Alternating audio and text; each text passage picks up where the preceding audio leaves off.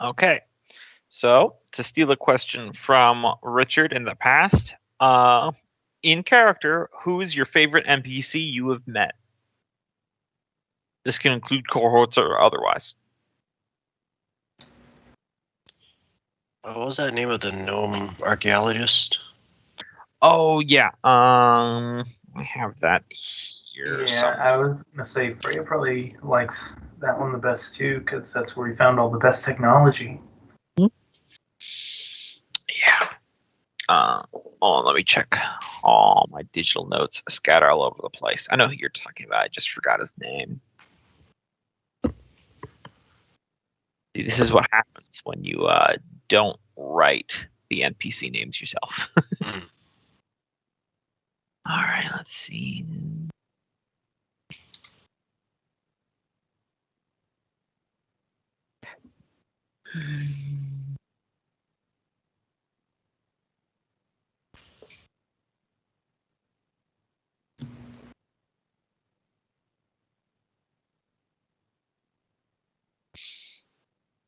Lord Junius remembers what others forgot. Oh yeah, it's on the notable NPCs here still. Oh well, there you go. So, Elgrim. What was the name of the? I'm gonna make you look up another name. The Corsiconian guy we ran into that had set up the trap. Diego Ortiz. Can you spell that? Yeah. Or actually, I'll say what's his name? The wizard, the one Richard remembers the name of that he's designated to remember the Caliburb. name of. Yeah, Caliburb. Don't say it again, or else he'll show up. There you go. I just figured, some of these NPCs, I probably should start updating the NPC thing I have going.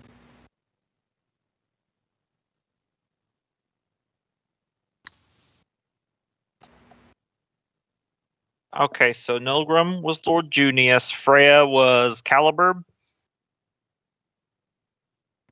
Yes. Yes.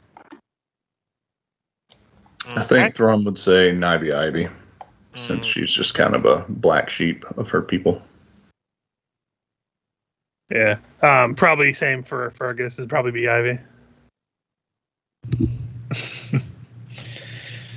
Yeah. Here I was going to say Ivy as well. Awesome. That's all right. Yeah. It grows on you, man. Yeah. Like a fungus. I mean, she has to grow on something because it's certainly no not right. repeats. Unlike the actual fungus in the party. He doesn't Maybe grow on was you a at all. close second, but I haven't had much cause to interact with him in character. What did you name the it's the jungle we just came out of to come into here? Oh, Fungal jungle? No, the jungle in the region is known as the Earth's Wound, but the jungle itself is called the Blue Orchid Jungle. Okay. Miku would be like a close second. I like his ingenuity. I like the cut of your jib. I think it's going places. I have vast respect for anyone who goes adventuring without pants. The sheer pocket space you're losing out on alone.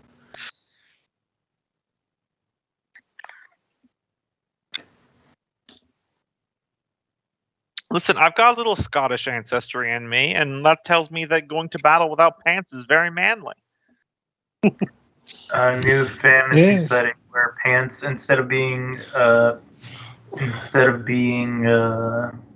pants were invented primarily as storage devices, and so everyone wears cargo pants. There's a mushroom. His dangly bits are at the top. This is true. And he blows them inside you every time he talks to you. Yeah, I was going to say, well, according to Cope and the research he did for the Green Giant, he does technically use his fungus equivalent of semen to communicate. I was saying, why must he torment us with the Jolly Green Giant? I didn't make that character. Cope did. Blame him. Yeah, but we bury it away from our conscious thoughts, and then you bring it up again.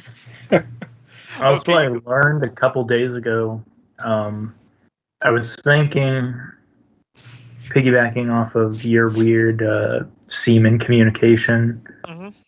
which honestly, not that far-fetched in nature. No, it's really not. Nature does weird things with stuff it's not supposed to. That we think it's not supposed to. That it's not supposed to. Who's gonna disagree? The dogs?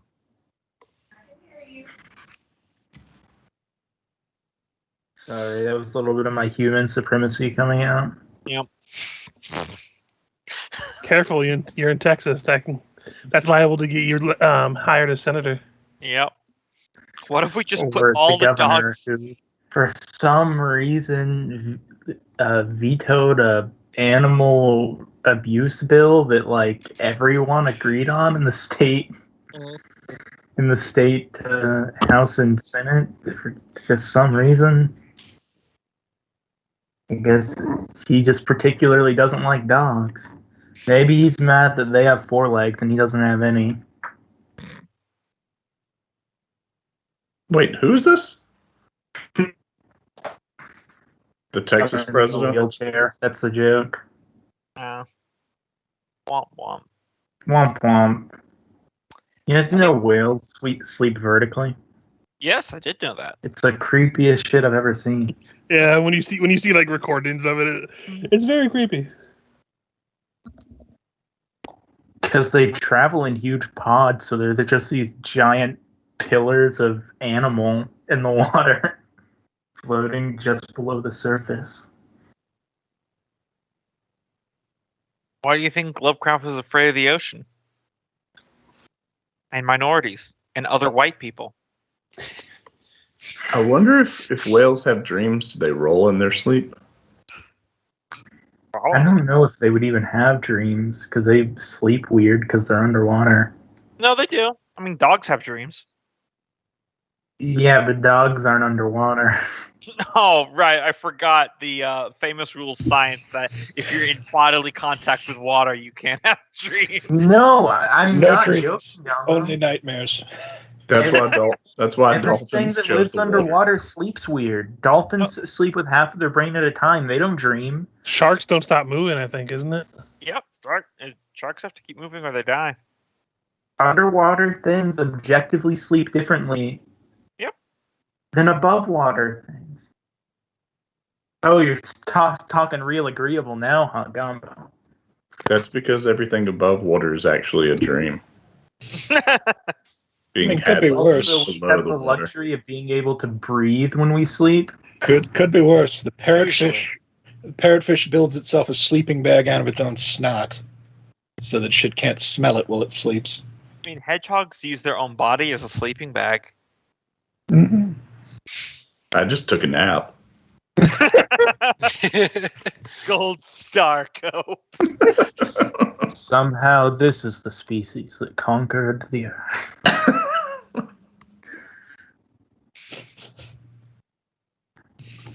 It's because we can throw things. That's not a joke.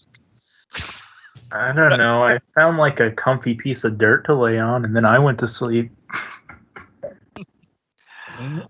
All We right. can throw things, and then we figured out how to make things that we can throw better. And air conditioning. Which HBO Air Pro was conditioning also came right after. Seriously, it's a shorter list for the things that Lovecraft wasn't afraid. Mm-hmm. Honestly, I would not be shocked at this point to learn that his house had no mirrors because he was afraid they were going to steal his soul. But then how would he identify the vampires? It's easy. He just never invited anyone into his home. Brilliant. It's funny because it's true. Yep. His wife lived someplace else.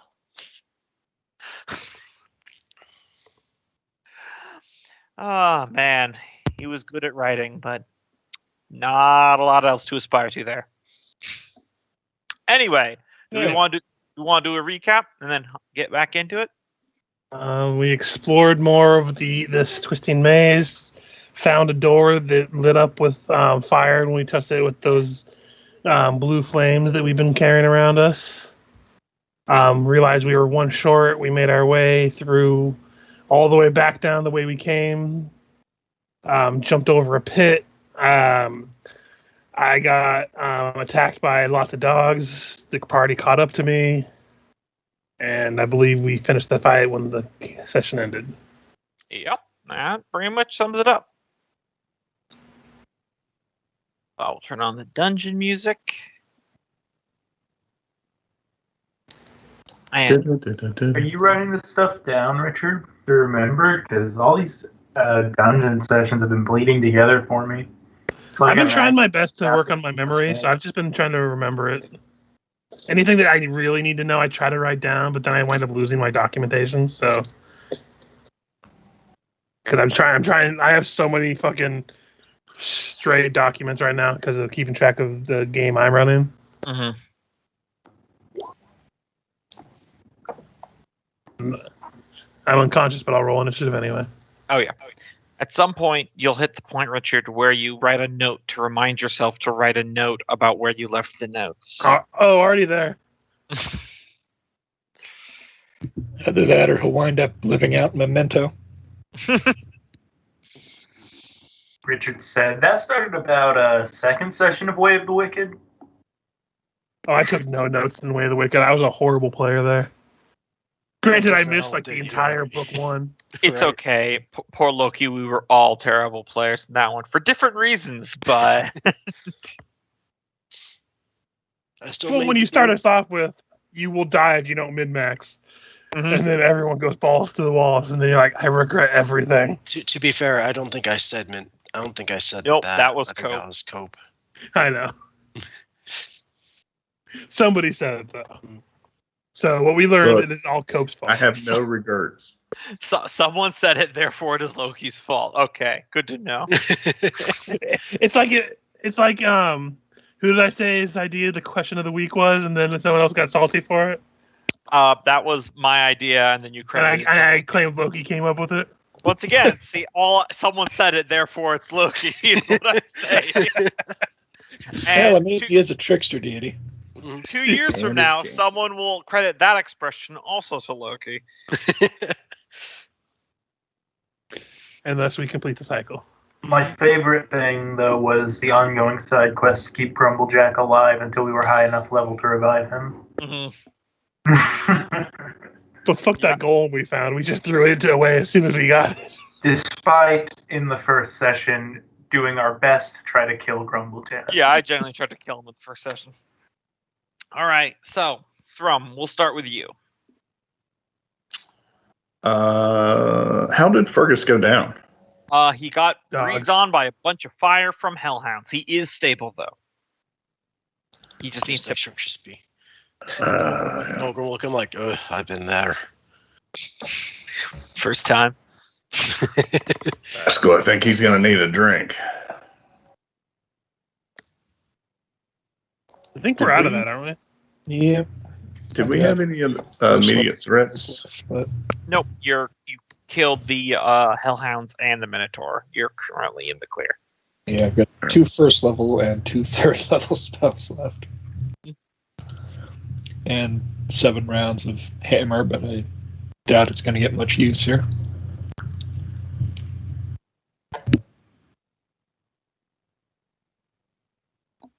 Yep. Yeah. So you see a room filled with now open and empty kennel cages.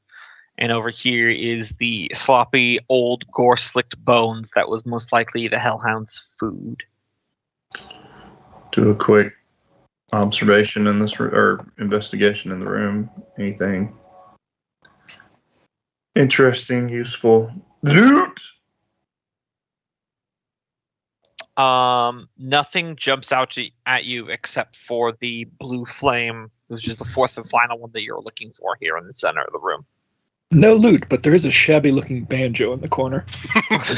No, you see there's a cleaver on the wall that really matches the one you already have. Right next to the bellow Step link. and stick his pike in the blue. All right. Let me. You know, I'm glad I'm around the corner from that, because I would have reminded you that I triggered a trap every single time so far. Mhm. Oh, God. Well, Nogram's full hit points. Goodbye.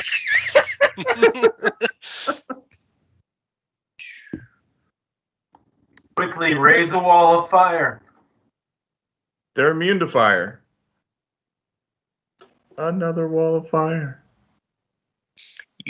Your weapon begins to glow there, Thrum, as I delete this other light source. Tap Nogram on the back and run away.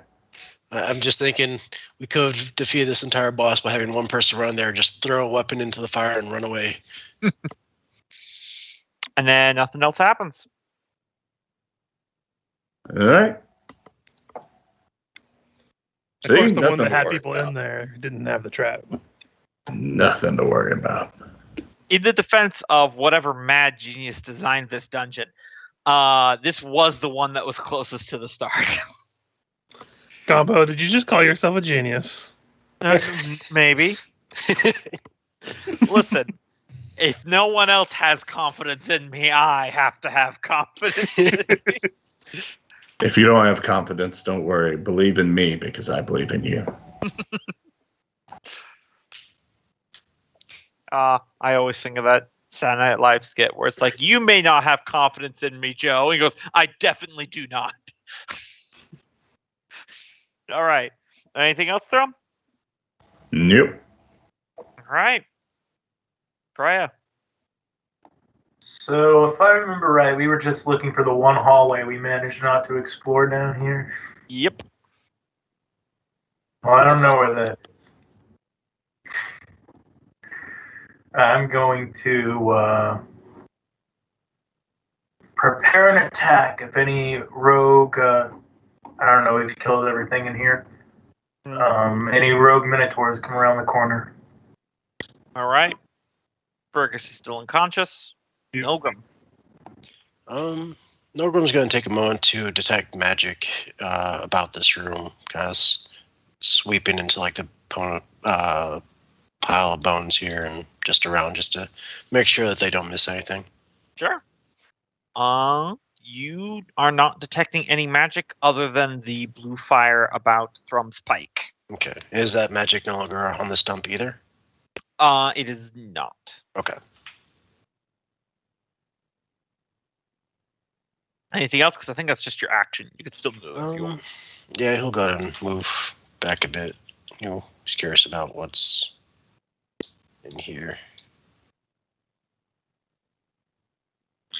Looks like a dead end. And that'll be my turn.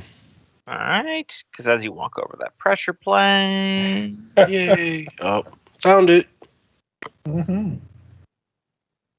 Oh my god, I just noticed on the draw tool in Roll20, they added draw square and then draw circle as two separate commands. That's so nice. Mm. Rather than holding down shift or whatever you had to do before. Mm. Yep. So I'll walk over to Fergus's slightly charred knot corpse and cure wounds on him. All right.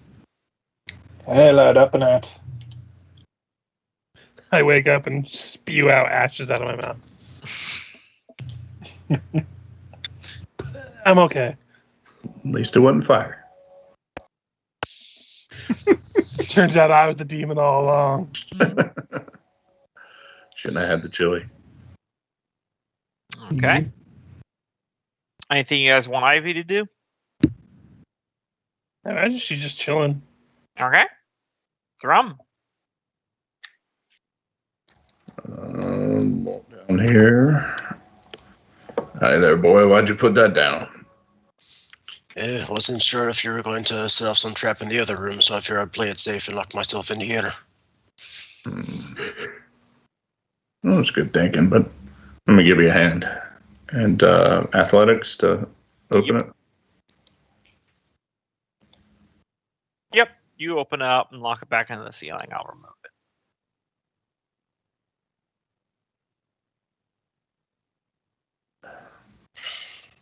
Well, what's the plan? Head back to the door that leads to eternal fortune and wealth? Probably take a breather before that, but yeah. looking around in here. Might it be a bad idea to rest here? Everyone get in here, set the gate down. Call it rest there for the any- night. Are there any traps in there that are triggered by the gate? I mean, nothing that I've seen so far. No, that means there must be nothing in there. Nilgrim for with me. his passive perception of 8. It's 9. No, I'm sorry. I guess that makes all the difference. Can I still do a perception check? Sure. Look for traps. Cope, save some of those rolls for me. You Oh, you do notice know the there's- neurotoxin being pumped in through the walls. You do know there's at least one snare trap in this hallway, I but have no pit traps. one more of those little snare traps over yonder somewhere. That'd be his turn. Okay.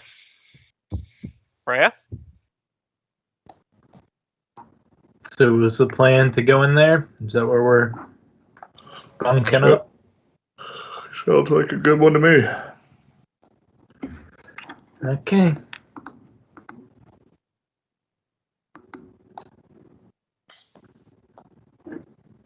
Where is that snare trap? Over there. Cool. He hasn't located it. Yeah. If you want, you can Well, do if I don't trigger it, then I'm gonna do a investigation, or is it investigation or perception? investigation to locate the exact spot. All right. Yeah, 22. It's right there. That's the only one. Right, where's it? Ah, nice eye.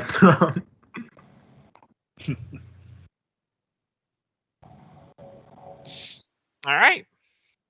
Fergus. Okay. Standing up is half my movements. Since we're in initiative, I'm going to use second wind to get a little bit more health back. Mm-hmm. 7 health back. I'll take it. What the hell is this? Someone put a dot on me. I didn't.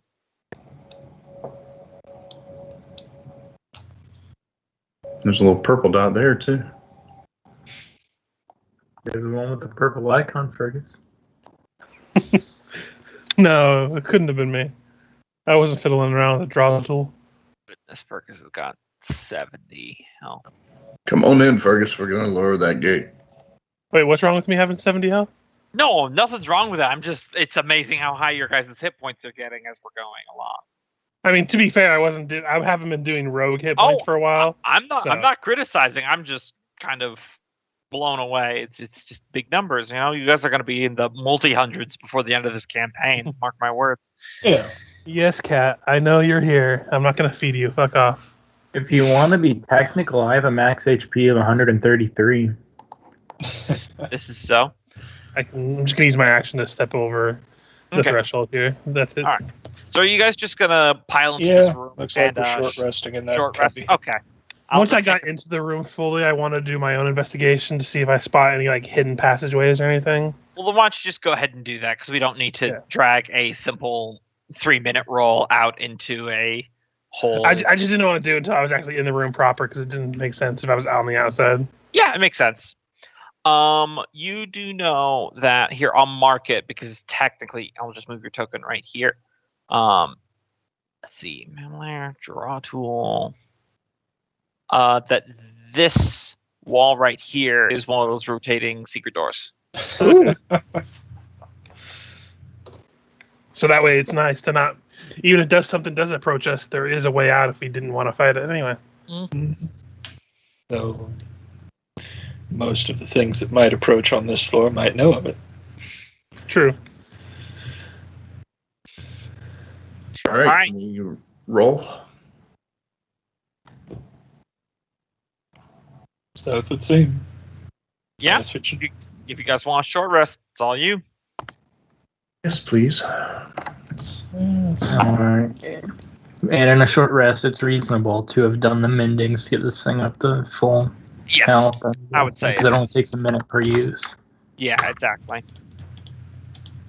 Between you and Taskell, I think it's reasonable over an hour. I have one more hit die. I'm gonna use it. Hey, hot that damn max roll for one of them. Mm-hmm.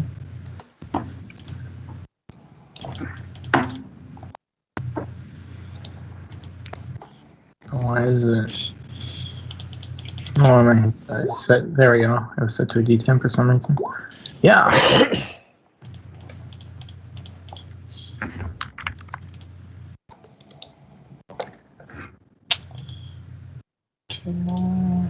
Which puts me over. All right.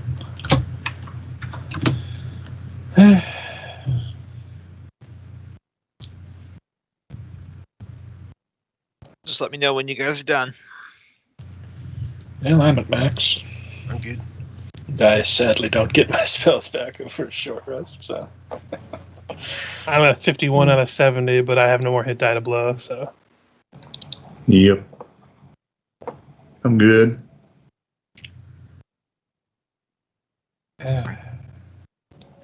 Gumbo, it hasn't been 8 hours since our last long rest, right? I do not believe so, no. Okay. I just had to ask because mage armor that I have lasts for an hour, 8 hours, so. Yeah. I would say it's probably been like, especially after a long rest, maybe like 3 or 4 hours. Okay. Because like, I would imagine that you guys going through the mine, not in combat, were using turn order to help it make sense for traps and stuff. I imagine you're not like full dead sprinting, so it's probably longer than 6 seconds per round, you know? Yep. But it still would be maybe like a minute per round tops outside of combat, so.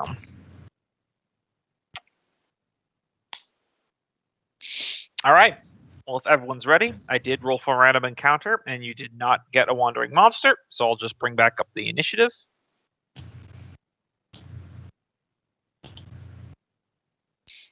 And let's see if Because you guys we've scorched this entire maze and every ecosystem inside of it. let's see if you guys can remember the way back to the door. Burn the mine down for the insurance money. That would be impressive. I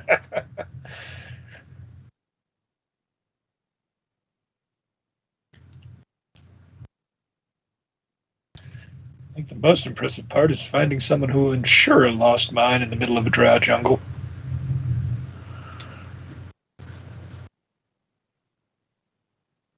Hey, I have a question, Gumbo. Yeah. The wand that we have, the wand of Shadowblade, Yes. does it function like other wands where you can use more slots to do it at a higher spell level? It explicitly says it if you read the item card. Okay.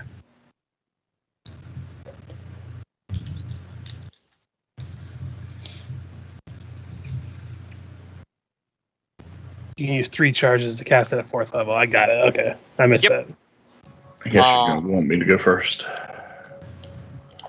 I'm going to lead the way out. Aye.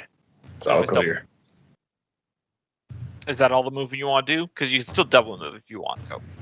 Yeah, since he was way at the back. Yeah, don't forget about the Wand of Shadowblade. That it's still concentration even through the wand, but it's using your Constitution. So.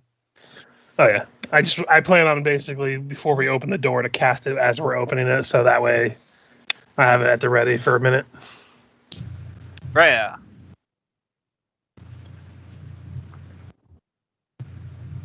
All right.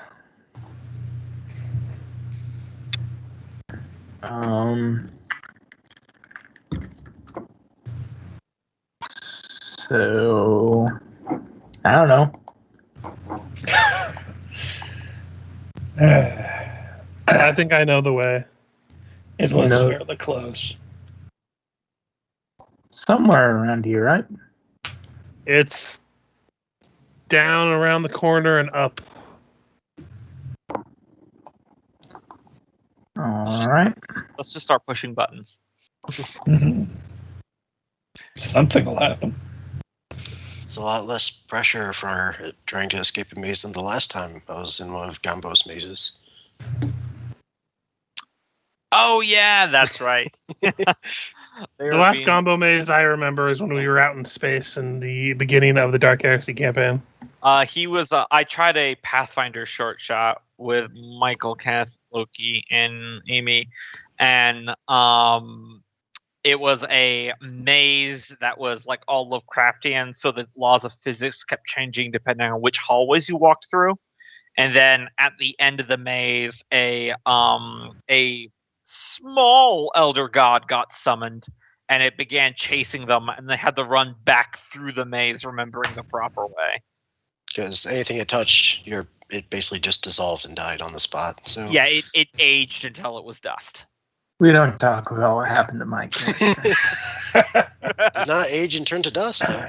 No, did not age and turn to dust. At least one. Died a hero. Died a hero. Yep. Nogrim. Unintentionally died a hero, but And then use my dash to run and jump here. Okay. Save the world and only cost us half an elf. Of course, then my character, being an investigator, decided to stay and do what all investigators do in Eldritch horror things: go crazy. An investigator with no ranks in alchemy, I would like to add. Yes. That was a good joke. It's like, wait, how are you making your extracts? I just follow the directions from the book. All right. And your turn there, Taskell? So it would seem. I think we gotta run and jump over this pit at some point, but... Yep. All right. Ferguson. Can I go over here and add an interaction to go across the... Yep. So just... You're God, we should just build a bridge at this point. So movement and bonus to get over. That's a total of 50 feet. Yeah, I mean, we could drag the cages over and throw them in, see if they get high enough. And just to clear the way, I'm going to use my action to get up to here. Okay. If it's a drop meant to like kill you or break your bones, I don't know. Have Ivy probably just keep up with us. I can't see her right now, so. Yeah. Between dashing and bonus action dashing, she can get to the other side here. Because that's 75 feet that she can move. Yep. Thrum. Run and jump, and then was it that way or was it around here? Up this way is the quickest route. This is where we came back from.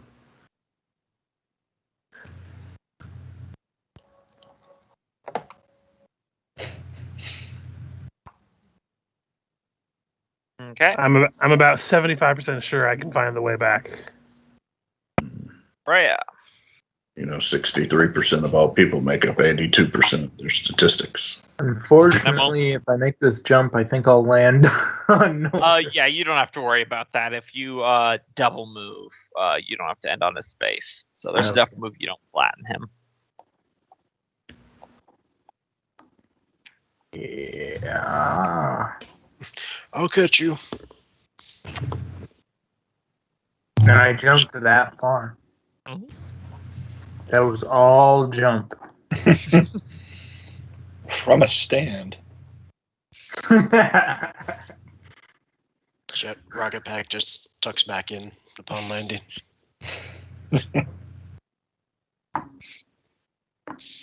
No, it was a one-time use teleportation. Well spent. Well He spent. said he put his robot's fingers up to his forehead and said, "You need more training," and then just vanished and reappeared. All right. Nogrim. They can only do that once. Meanwhile, I opted against spell penetration for that exploiter dimension door thing. Oh yeah, that's a part of your movement. That's like if you're doing anything that involves those arcane exploits. That's basically one of the required ones. It's ridiculously good. All right, talking about the Arcanus. Yeah. Yeah, I remember I had that. That saved my bacon so many times with my Wizard and Way of the Wicked. It is a good trick. Alright, that's my double move. All right, Taskell. 40, 50. Double move. Fergus. 20, 25, 30, 35.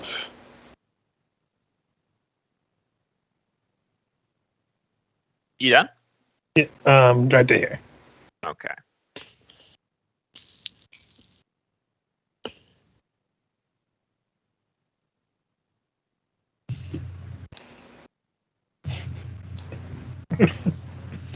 Suddenly, a much smaller spiked ball filled with demonic hamsters appears.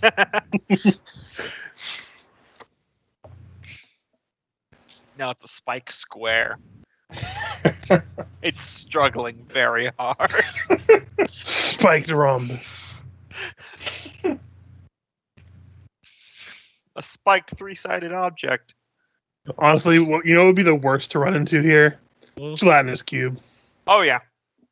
These are perfect walls and corridors for a gelatinous cube.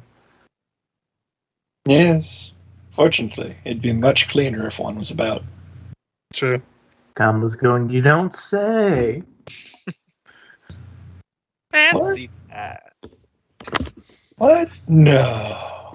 All right. Is that all you're moving from? Yeah. Are we doing double moves or? You Press guys can. far. You guys can if you want. Yeah. You're kind of.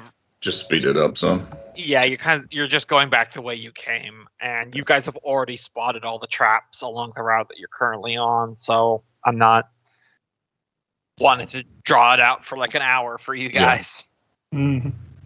Right. Now, this is where my memory gets iffy. Is it to the left or is it towards the north? It's definitely north. Okay, left it is. It's your turn, Michael. What da-da.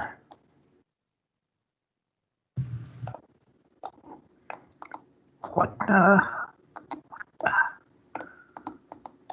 Alright, that's my move. All right, Ogre. Moving to catch up. Or I guess keep ahead. Is it this way? Pretty sure it's that way, yeah.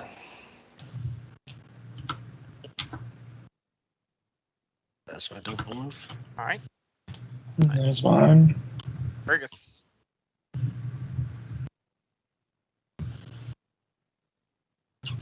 $25.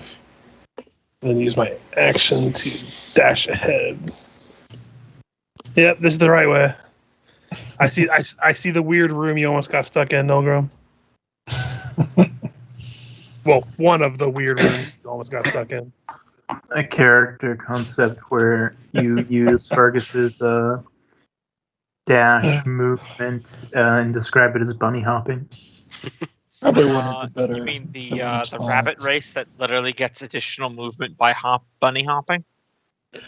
They really made a weird choice with that bunny race, by the way. I'm gonna see what they do in the final product later this month. Oh yeah, no, I'm fine with that. No, it's just the way that they're like, oh, you jump 1d10 feet. Yeah, that it should have been like 1d4 times 5 or something. That's actually like anything else. It's discernible. just the choice they made was weird. Yeah. The thing I'm hoping that they fixed was the multi subclass thing. Because the idea was fine, but They already confirmed they're not doing that for the Strixhaven one. That's dead for months now. Okay, good, because it was really bad. I'm a little sad. I liked it. I like the idea. They just needed to refine it a little bit more. Yeah, But they're they doing. decided not to put in that work for it. So. Yeah. Anyway, Thrum, it's your turn. He already double moved. All right, Freya.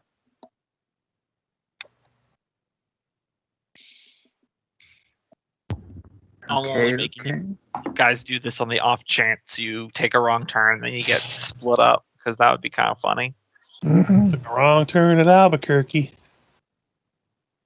Now you're Albuquerque. So we're going north, right? That John Denver's full of shit, man. No, they all went left. If you don't see them, look left.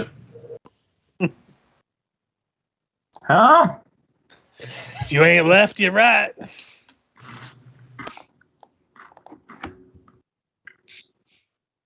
Sorry, stepped on you again, Nolgrim. Man, the amount of busted toes Nolgrim must have. Right? All right. Nolgrim. Just keep moving away so I don't get trampled by the big robot chasing me. From behind you hear an ominous waka waka waka waka. Oh no. Okay, note to self, future dungeon idea. You're in a maze filled with ghosts, but then there's a moving ball that kills everything it touches. I mean, we And- got pretty close with this one, to be honest. But the thing is, in the center, there is strangely a big bowl of fruit.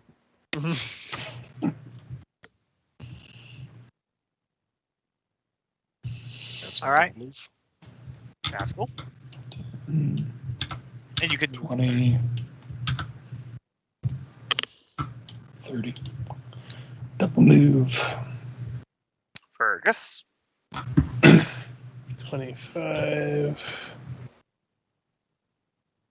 25. And bonus action, another 25, because I want to get closer to the door. Yep, you see the 3 blue flames on the door. Sitting there waiting. Good, they haven't started slowly moving back to their spawn points. I would say the maze is filled with ghosts, and they're being chased by a beholder. Yep, you cracked it. That's what it is. Well, I have just figured out more content I can make for DM skill. There's one piece of gold in every square. Enter the maze of Bag of Holding Man.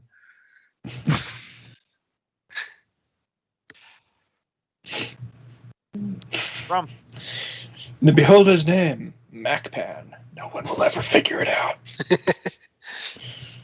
he is a legally distinct shoulder. No, you could tell because he's orange.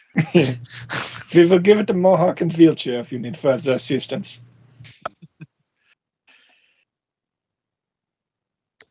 All right. Is that your turn, Thrum? Yep. Yeah. Okay.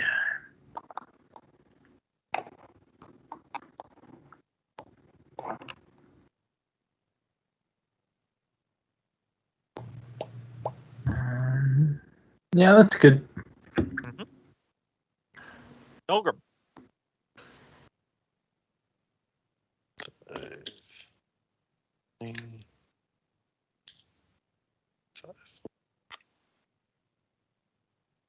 5. Okay. Pascal. 20. 30's 50. Huzzah! Huzzah! Huzzah! Huzzah! Boo. I say nay. It's your turn, Fergus. Okay, I'm Said going nay. to move to here. Mm-hmm. Yeah, just for flavor, I'm going to say I'm going to hold my action that if the door opens, I'm going to cast that Shadow Blade wand. Okay. Preparing to ignite the dark saber there. Yep. I'm doing some spins and twists to kind of get used to the hilt. There. Drum. All right.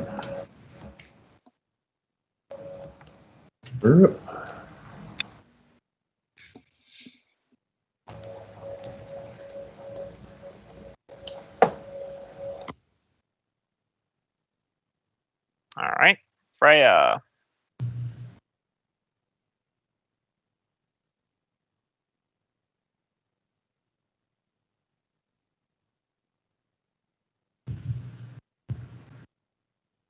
Nolgrim.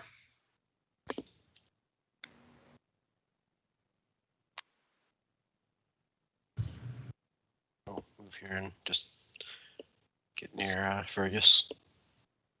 Okie doke. Remember what we learned in our past. No direct lines.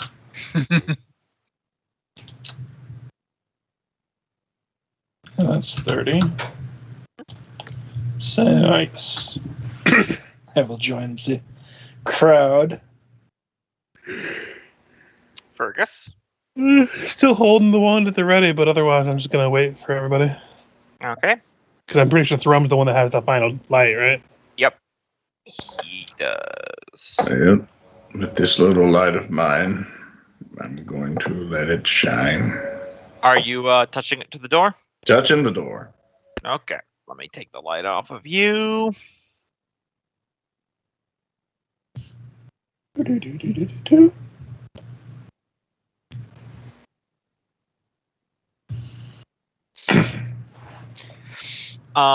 You touch it to the fourth and final fire sconce, which lights. All the flames then flicker in unison and dim down into the door, which grows an internal blue light, and there's a click as the lock comes undone. And the doors open a little bit, but they don't open up into the room, just enough that you can tell that you could push it open if you wanted to.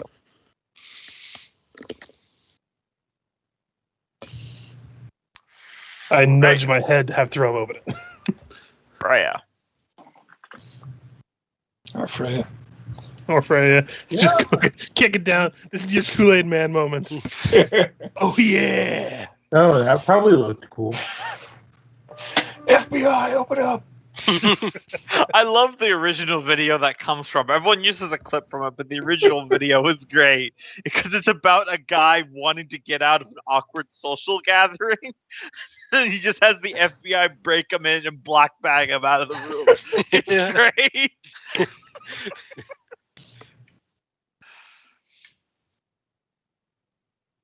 All right, is that all you're doing, Freya? I think so. Do you want Freya to lead the way? Into Probably the you and unknown Thrum. abyss? One of the two of you, I'd think.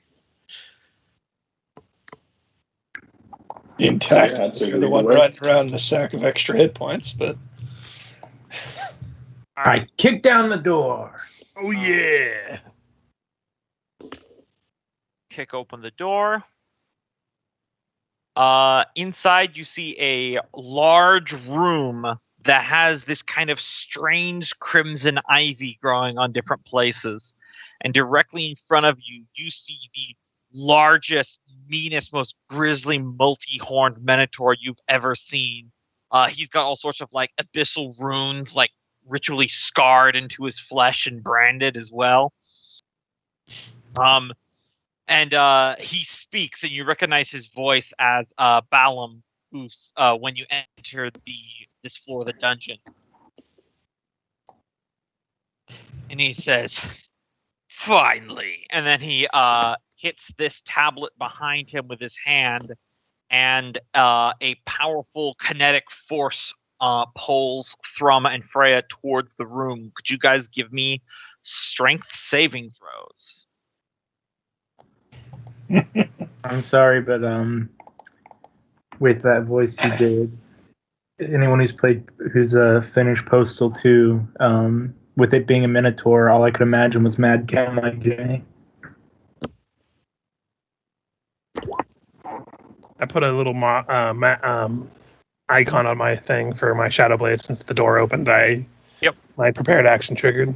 Okay, so Thrum, you saved, and then we just need a strength roll from the suit that Freya is in.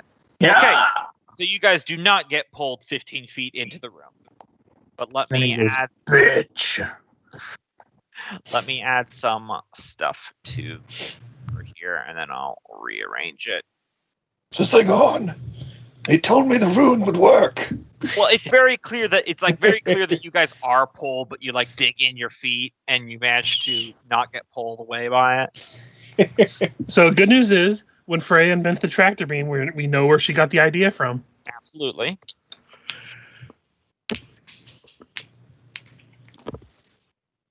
All right, so I believe that's the end of Freya's turn because she had a double move. Yes.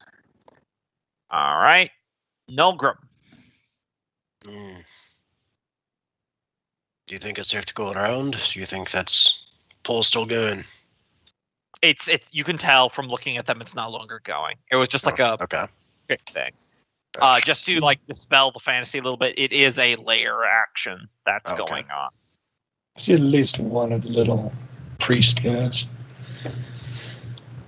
All right. Think I'll target the little guy first, then with a pair of Eldritch Blasts. This one. There's Yeah. several little. Oh, I only see this one. I'll throw my grudge on this one first, on Balam. Oh, okay. Him with my grudge, and then target this one with my Eldritch Blast. Okay.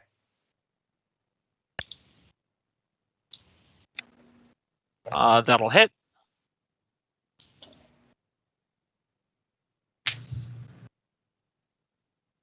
And that one will hit as well. See 5, 10. Then I'll duck back around the corner.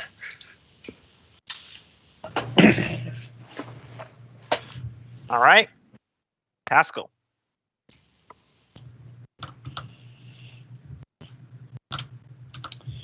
$25. You're even uglier in person. Don't worry, I got ways to fix that. So I swing the hammer in the air at him. All right. And then bonus action, I will go ahead and call in the spiritual hammer. Okay. Probably on that guy, but I gotta double check the range. But yeah. I think it's like a 60-foot range, and you can move it like 20 feet on your turn. Yep. Spiritual weapon. Normal roll. Cast at level 3, because that's all I got left. Oh yeah, speaking of, I did use 3 charges to give myself the 4th level Shadow Blade. Gotcha. That would be 12 damage. That one's looking very rough.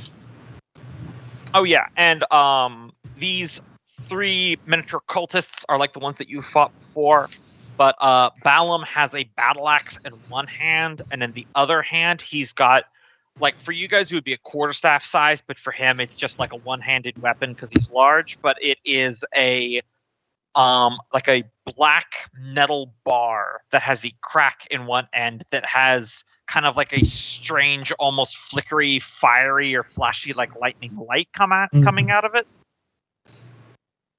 I assume, given that one, that all these little rash patches are the red ivy you were talking about. Yep. And also, since your passive perception is high enough, Pascal, this room is filled with traps. Well, I do still technically have an action, so can I do an investigate to try and spot some? Sure. 13 probably won't cut it. Let me double check. Unless there's a bunch of those little pit traps. Foot snares or whatever. Let me flip through my notes to where I kept trap DCs.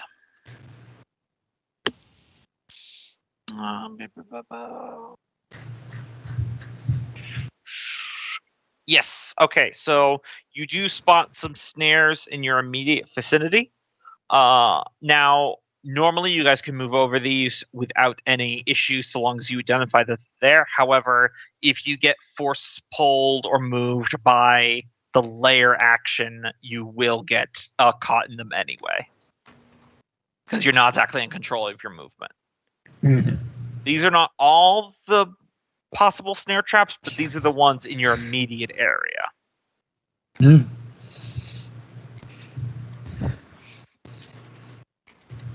All right. Fergus. Okay, I'm gonna get a better look from over here. Ooh, that's a nasty bugger. Mm-hmm. I'm gonna use my Hunter's Eye bonus action to, I guess, any special defensive abilities the creature may have. You mean like defensive abilities or like resistances, immunities? Defensive abilities first. He doesn't have anything other than like his Labyrinth Recall, which is a Minotaur ability, which lets him perfectly recall the path he has traveled. Well, okay, that's fine. Seeing that, I am going to then tuck back away.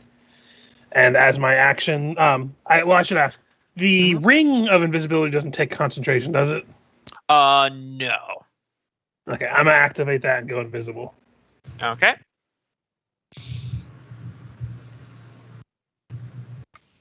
And then, since I'm around the corner, I'm gonna use my action to stealth at advantage Okay. before I approach it.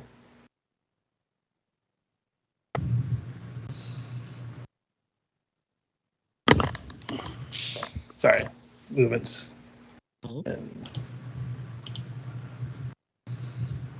with bonus, I can get to this corner here and...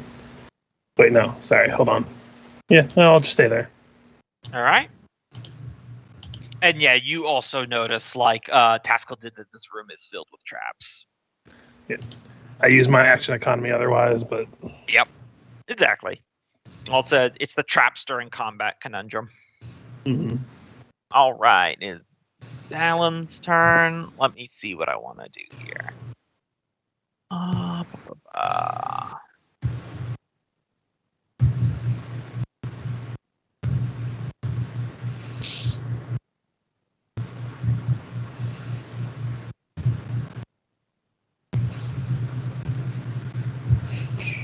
Okay.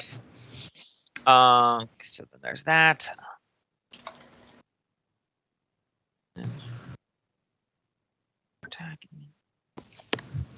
Okay. So he is going to straight charge Taskell.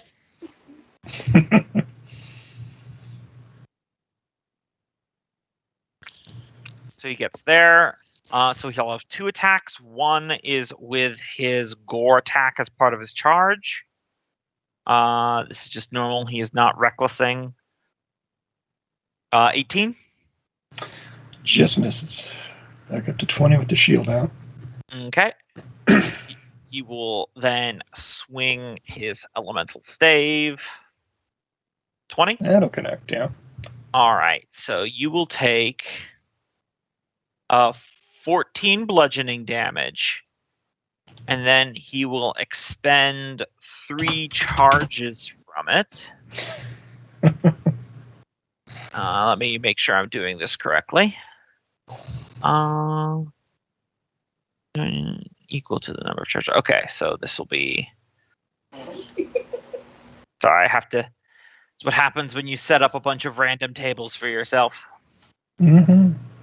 All right, so it will be fire damage, and you will take additional 7 points of fire damage. Ha! Foolish goat that he is, he doesn't know I have fire resistance. So only 3. Yep. And then he goes, I'm a cow. Yeah, but he swings this staff at you, and as it makes contact, it's not so much that like he's intentionally triggering a magic item as much as it's just like the crack he hits you with, it ruptures and just fire shoots out of it. That's all you got, you ribeye. Now it is the lair. Oh god, my rib's in my eye.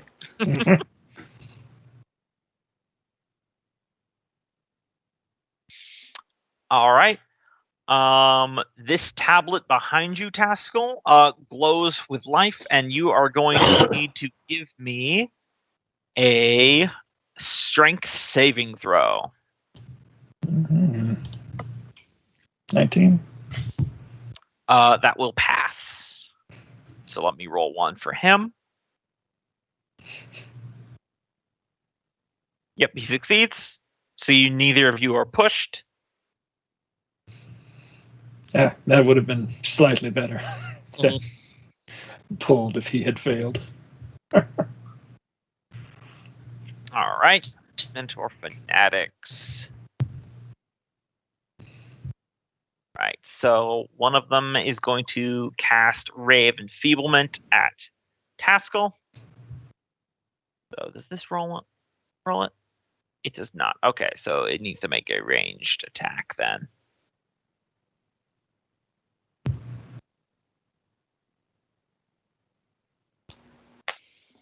I assume that hits. Mm-hmm. All right, so yeah, Ray of Enfeeblement on you there. Okay, what's the save there? It hits. Constitution. At the end of your turn. You automatically get the effects when you're hit by it. So at least one round, you're going to do half damage with any attacks you make with your battle axe. Correct. Mhm. Here and Toot.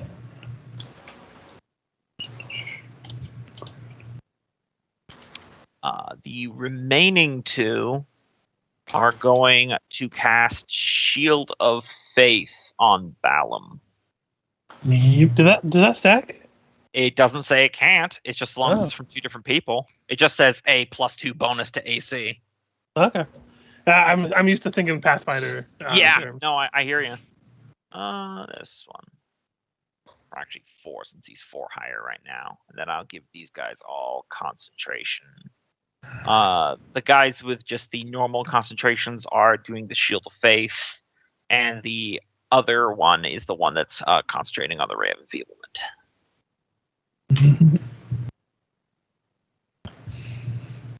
Break out. Ivy. So if she stands where I was, Mhm. I know she'll have line of sight for both of these things. Okay. So since the big one's probably in the way, I imagine she'll target Valor. Yeah. With a short bow. Even with his AC being raised, that does hit. And an additional 13 sneak, because in the melee with Taskell. Yep.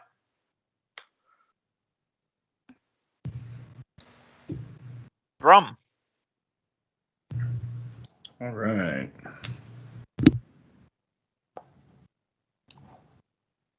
Run. It's gonna move. I assume this guy has reach. You don't provoke walking by him. It's just if you leave his. Wait, that one right. He's like a Minotaur, where he only has reach directly around him, but it's only when you leave his spaces. So. Okay. He's gonna go to there and then enter his immolated form. Okay. Fire boy.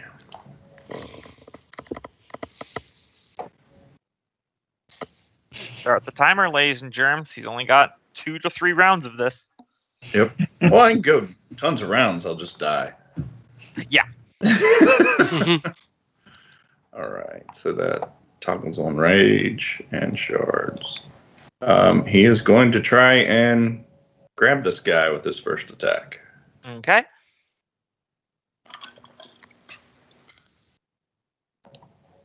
If anything, this is probably a guy that has decent athletics. 21 will hit.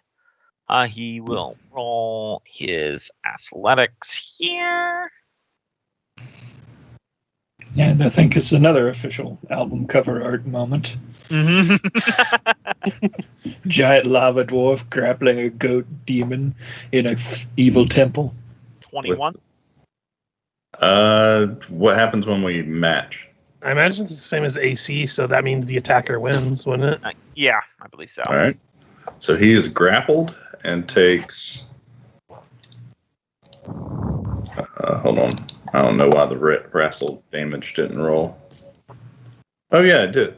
He takes 12 damage plus fire of 1. That's fucking awesome. Yeah, he's pretty beefy. That's not like grievously wounding him. Yeah, 13 damage. And then I'm going to attempt another wrestle move to pin him onto the ground, shove him down to the ground. Okay. Go for it. Oh, just a 14. That sucks. You rolled a 13. Yes. I suddenly don't feel as bad about my rolls last week. Yep. And that's what I was telling you last week, Richard. I'm like, this is gonna happen. I know. It's just in the middle of it. You're just like, you get pissed off. And I knew, like, when I was designing this floor boss, I'm like, so I'm just gonna waltz in here and grapple and pin him, isn't he? Or he's not pinned. He's technically prone. Sorry. He takes 21 more damage. Okay, 1 second. I'll just give him the prone condition. And what does Pin do again? Now we all get advantage on him. He's not pinned. You just knocked him prone. But that's You just all get advantage on attack rolls. Yeah. okay. Yeah, restrained is something else that has because like he can still attack and stuff right now. Restrained would just mean he's a sitting duck. But he can't get up, right? He He's just can't get grappled. up. Yes, And he's Yeah. shoved to the ground because it he can, reduces his speed to 0. Yeah, you're the one who taught me this. Yep. No, I own up to that. Right. And then bonus action. Oh yeah, he used his bonus. Never mind. And then double That's plus a random- bonus. Not to run on your parade, but how do you have rage already? Doesn't it take an action to go large? Or a bonus action to go large? The immolated form is a immolated reaction. form, It takes a rage. It takes it automatically consumes a rage from to end it and gives him the equivalent benefits. Gotcha. I was just curious. Yep, it's just more fun if he goes Super Saiyan all at once. But I mean, to be fair, if he does it for 3 rounds, he dies. So, like, it literally says you just die. Freya, it's your turn. So are we just trying to go ham on this goat? I mean cow? I mean minotaur? Yeah, although you could make it easier by killing the ads. Yeah. I just couldn't reach anywhere else. Because like also there are probably a ton of traps over here that we don't see. And the 2 closest to us are upping his AC. Okay. Though you do have advantage on him now because he's on the ground.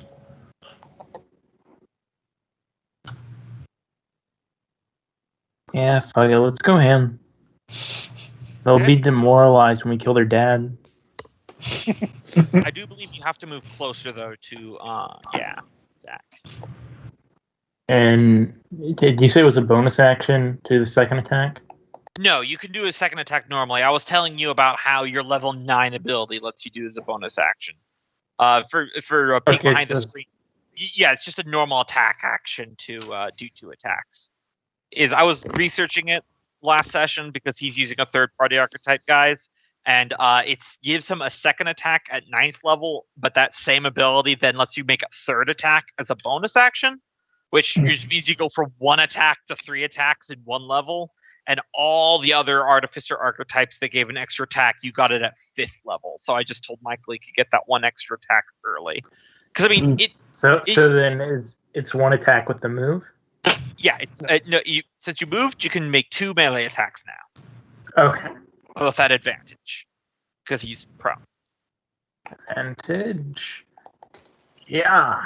That one will miss because of his shield of faith. Yeah. That one will hit, however. We're like middle school bullies. Yeah, you're all gathered around kicking the shit out of this guy. Oh, all right. This is how I thought this would go. Well, I mean, he was in this dirty room to begin with, so it's his fault with middle school logic. Darwin's giving him a wedgie right now. Or it is Nulgrim's turn. A false wall opens up here. And that Minotaur comes out. Oof. And he is going to reckless attack Ivy with his great axe. Oh boy. Wow. Oh, no, not our 3 favorite. of us are going to be very sad. Oh, there we go. There's the Minotaur. So Ivy takes 14 slashing damage. You went after the weakest foe. Mm-hmm. All right, Nulgrim. All right, he's going to shift here. And then go ahead and summon Aberrant Grudgebound right here, and we'll go with Goreborn again. Well, I think. Yeah, I mean, you can click and drag the token wherever you want. Yeah, I'm In your thinking power. I don't for a second.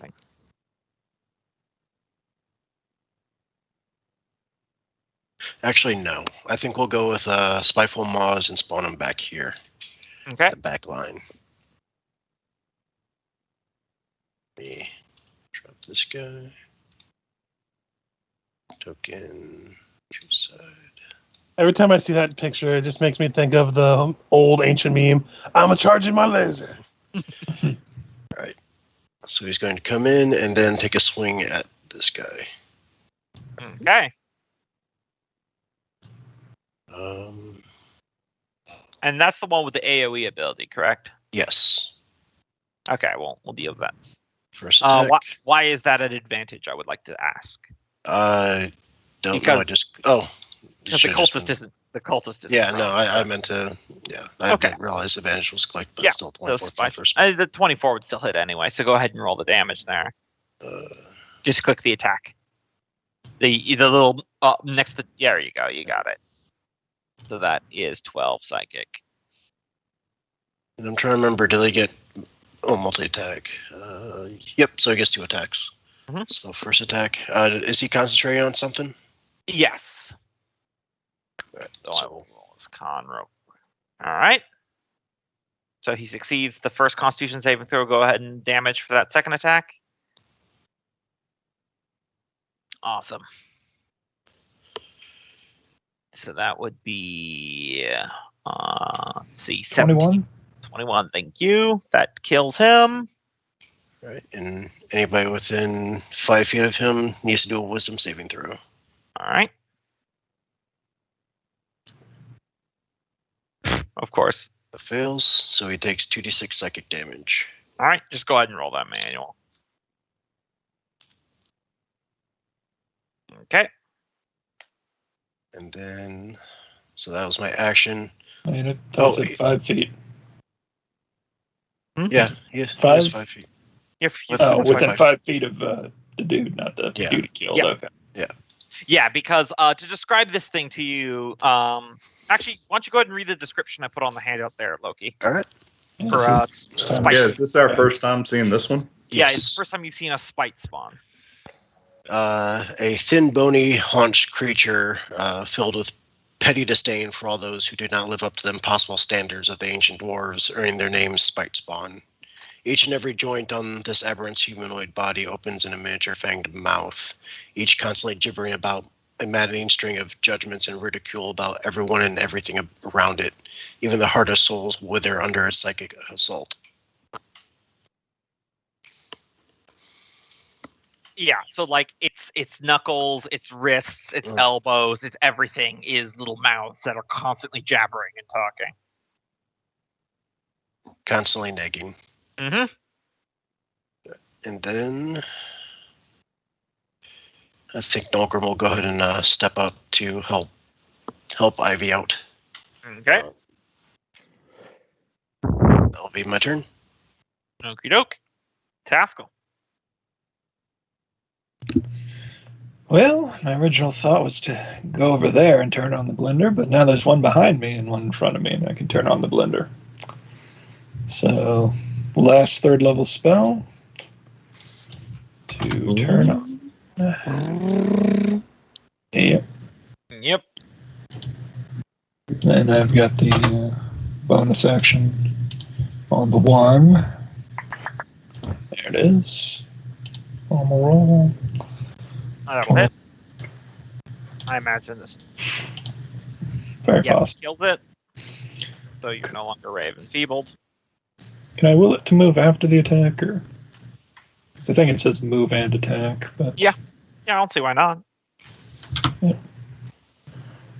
So that saves me a turn, assuming he doesn't get killed within the next round. Yep. And I'm not going to move, so. All right. Fergus. Gonna dash this way. Okay. And I'm going to launch a all-out barrage on this guy with my Shadow Blade. Okay. Well, actually, I can use a bonus action and check for invulnerabilities. Make sure he's not immune to psychic damage before I do this. He is not immune to psychic damage. Okay. God damn it. Fergus just pulled a nothing personal, kid. So that will be 26 points of damage. Mm-hmm. Second attack. Yep, that will miss. Action surge, attack 2 more times. Okay. 17. Yep. And that one will also hit. For 11. Yeah, he's dead. Wow. We have officially hit the stage where just everything needs legendary actions. Good to know. It's Yeah, fine. This it's is- like Good to know. it's around level 10 that you have to have Oh legendary. yeah, actions. well I wasn't too worried about that because this is a floor boss, not the dungeon boss. So Oh yeah, we have more floors to go. I forgot about that. Oh no. yep. So you appear and you just slice into him with a literal blade of darkness. That even if you didn't have advantage because you're invisible, even if you didn't have advantage because he's prone, you'd have advantage because you're currently in darkness. Yep.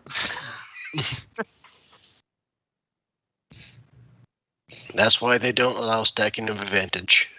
Mm-hmm. I attack instead of I attack the darkness. I attack with the darkness. All right. Thrum and the Spite Spawn, give me a strength saving throw. Strength saving throw? Yep. Okay.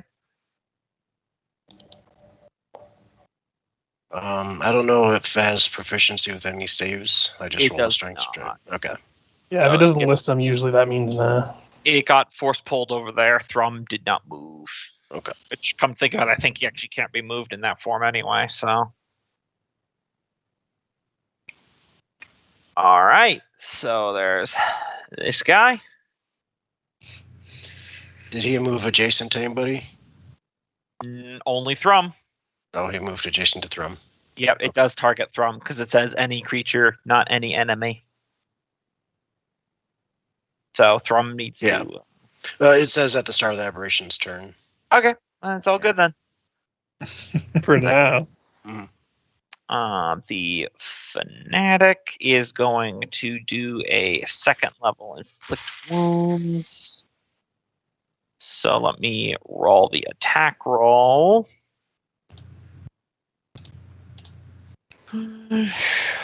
This is targeting Thrum. It hits. Natural 20. Ooh, it's a spell too, isn't it? Yep, and it's a second level. So it should be higher than that. Hold on. Should be like that extra was 1d8, that was the right? touch. Hold on. Yeah. I did this wrong, but inflict wounds. Second level. You can probably just press it there and it'll. Yeah, so that's 3d10, then I'll roll an additional 3d10.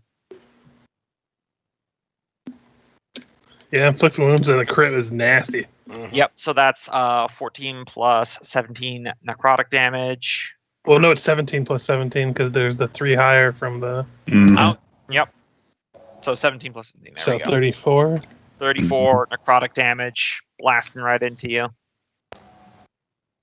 I'll soak 6, but that's not doing much. 34. And he has 3 temporary hit points. So, Yep. so 9, 34.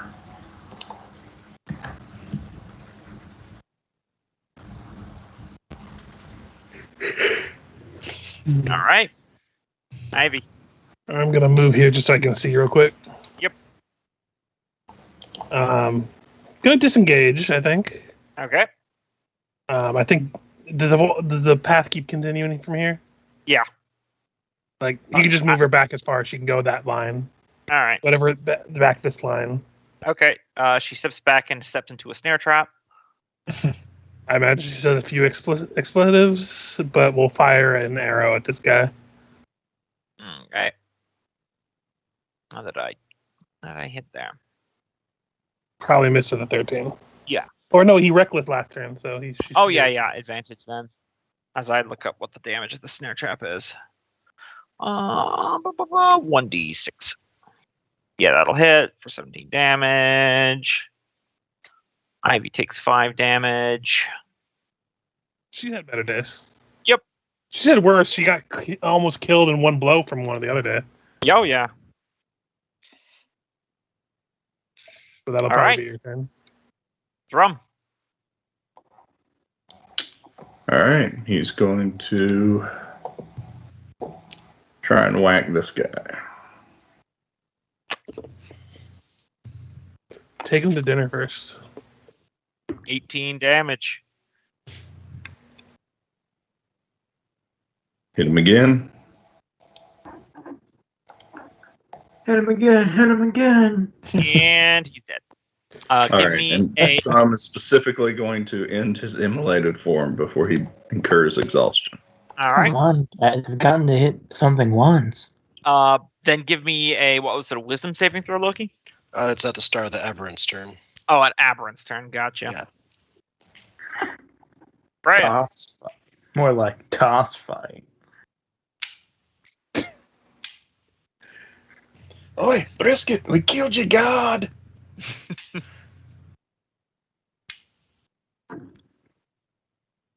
So, Ray, it's your turn. Your god is dead and the world is ending. And then I'm going to attack. Okay.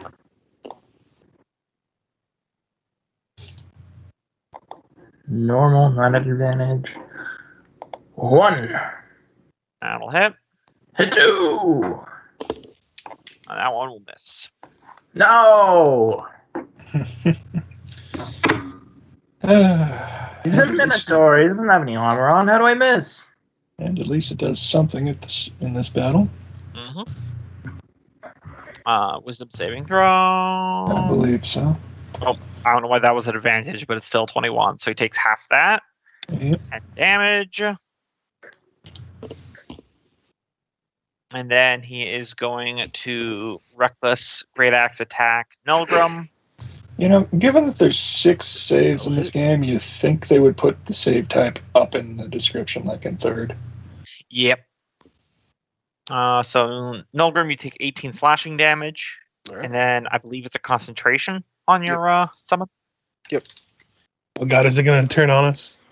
No, it's just- unfortunately, it only disappears. It's not like summon elemental where then they go loose, which is hilarious. That's a success. The summoning the demon spell that you can get as a warlock too does that. Yeah. I will go ahead and use my reaction to cast, Hellish Rebuke. Okay. See, this is at 4th level, so 4d10. No, 5d10. Here comes the big fucking no you button. 24 fire damage back at him Okay. as he hits me and just flames leap off my body and just engulf him. Yeah, he's looking real rough. Nulgrim? All right. Start of the turn, the aberrant. Anybody adjacent to the aberration needs to give me a will save. So that's Thrum.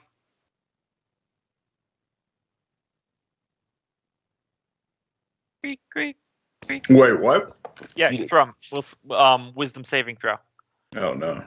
You're next to the aberration, which is gibbering and judging you. Ah. Judgy little bastard. Mm-hmm. Nope. So you take 6 psychic damage. Mm-hmm. Before the aberration will go to. Are there any other fanatics in there? There is not. They're all dead. Okay. Then he'll probably just stand aside from everybody and just look on judgingly. Okay. I'll just 5 foot him away. And then Imagine he said something about how I was almost meeting his standards as a giant rock lava dwarf, but now it's clear that I just do not. Well, you couldn't see, give it up, could you? when you were a lava dwarf, you were too tall, but now you're too short. Judgy bastard. And then Nogrim will go ahead and attack this one. Okay.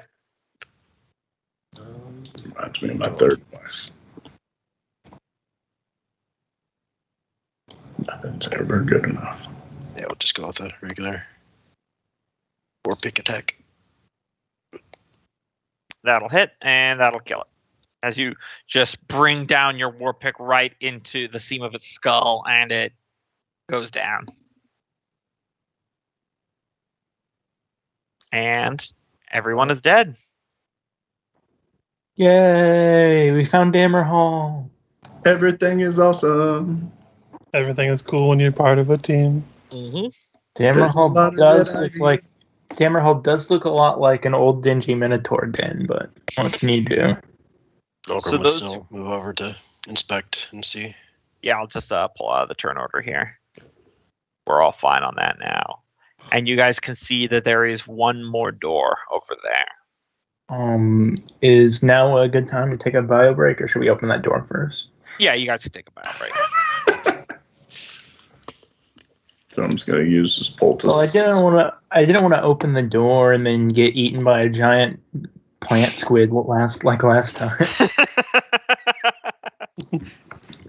That will scare the out of you, and then I find it funny. I'm out to get the other people, but I wind up killing the goblin more often than not. Mhm. Anyway, let me Well- go fill up my water real quick. As I said, the true power of the support character build is that you don't invoke the DM's wrath. Oh no, it's coming one day. Because you're always like, well, I didn't kill anyone. I don't even make you do saving throws. Yep. Freaking grapple and pin, though. Yeah. Though he did just kind of get beaten down over the course of one round. Yep. You do what you can sometimes. Yeah. I'm just glad I got to taunt him. Mhm. Then he hit me. I forgot I gave him branding smite as well. That would have been nice to hit you with. Oh well. Yeah. Yeah. I'm back. Hey. But I am out of magic. I've got one first level spell left. And Yeah, it's one of I'm those out of magic too. in character task was confident in his martial ability, but out of character, it's like, You're not the best, but you're not terrible. oh yeah, man. I mean, I do find it funny how, Richard, you're saying, yep, and I'm completely out of magic as I'm holding my literal shadow lightsaber Well, that's not my magic. that just did like 30 damage in one hit. I thought I was gonna do more, but I rolled pretty low on some of those. Oh, poor baby. However will you live with yourself? I don't know. I think I'll survive.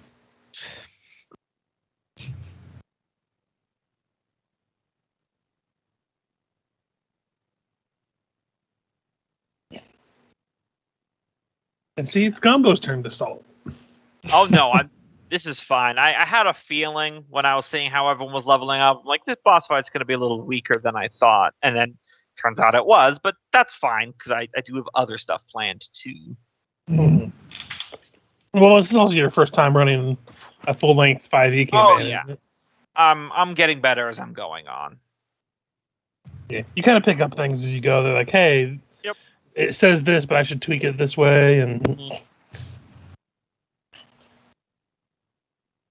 I will say, one of the things I find a little flawed with the ideas behind 5e, they expect, like, at higher levels, you to send, like, they still expect you to use, like, CR, like, half, like, zombies and shit against the parties of, like, level 15 and shit as, like, cannon fodder. But, like, if you don't soup them up in some way, shape, or form, they're not going to even be a deterrent for, like... Yeah. Not even a speed bump. Yeah. I Because, think like, Claire... like, I was gonna say, I think some of that when you're still sending like basic zombies and stuff is to make the party feel like they have growth. It's like, hey, you know, when you were level 2, this was actually more of a threat, but now you're like smashing through it. The big flaw is that as a GM, that's a shit ton of rolling. No, yeah. Well, it's also like, if you look at like the cleric ability to like turn undead, it kind of stops functioning after a certain CR. Well, then it becomes destroy undead.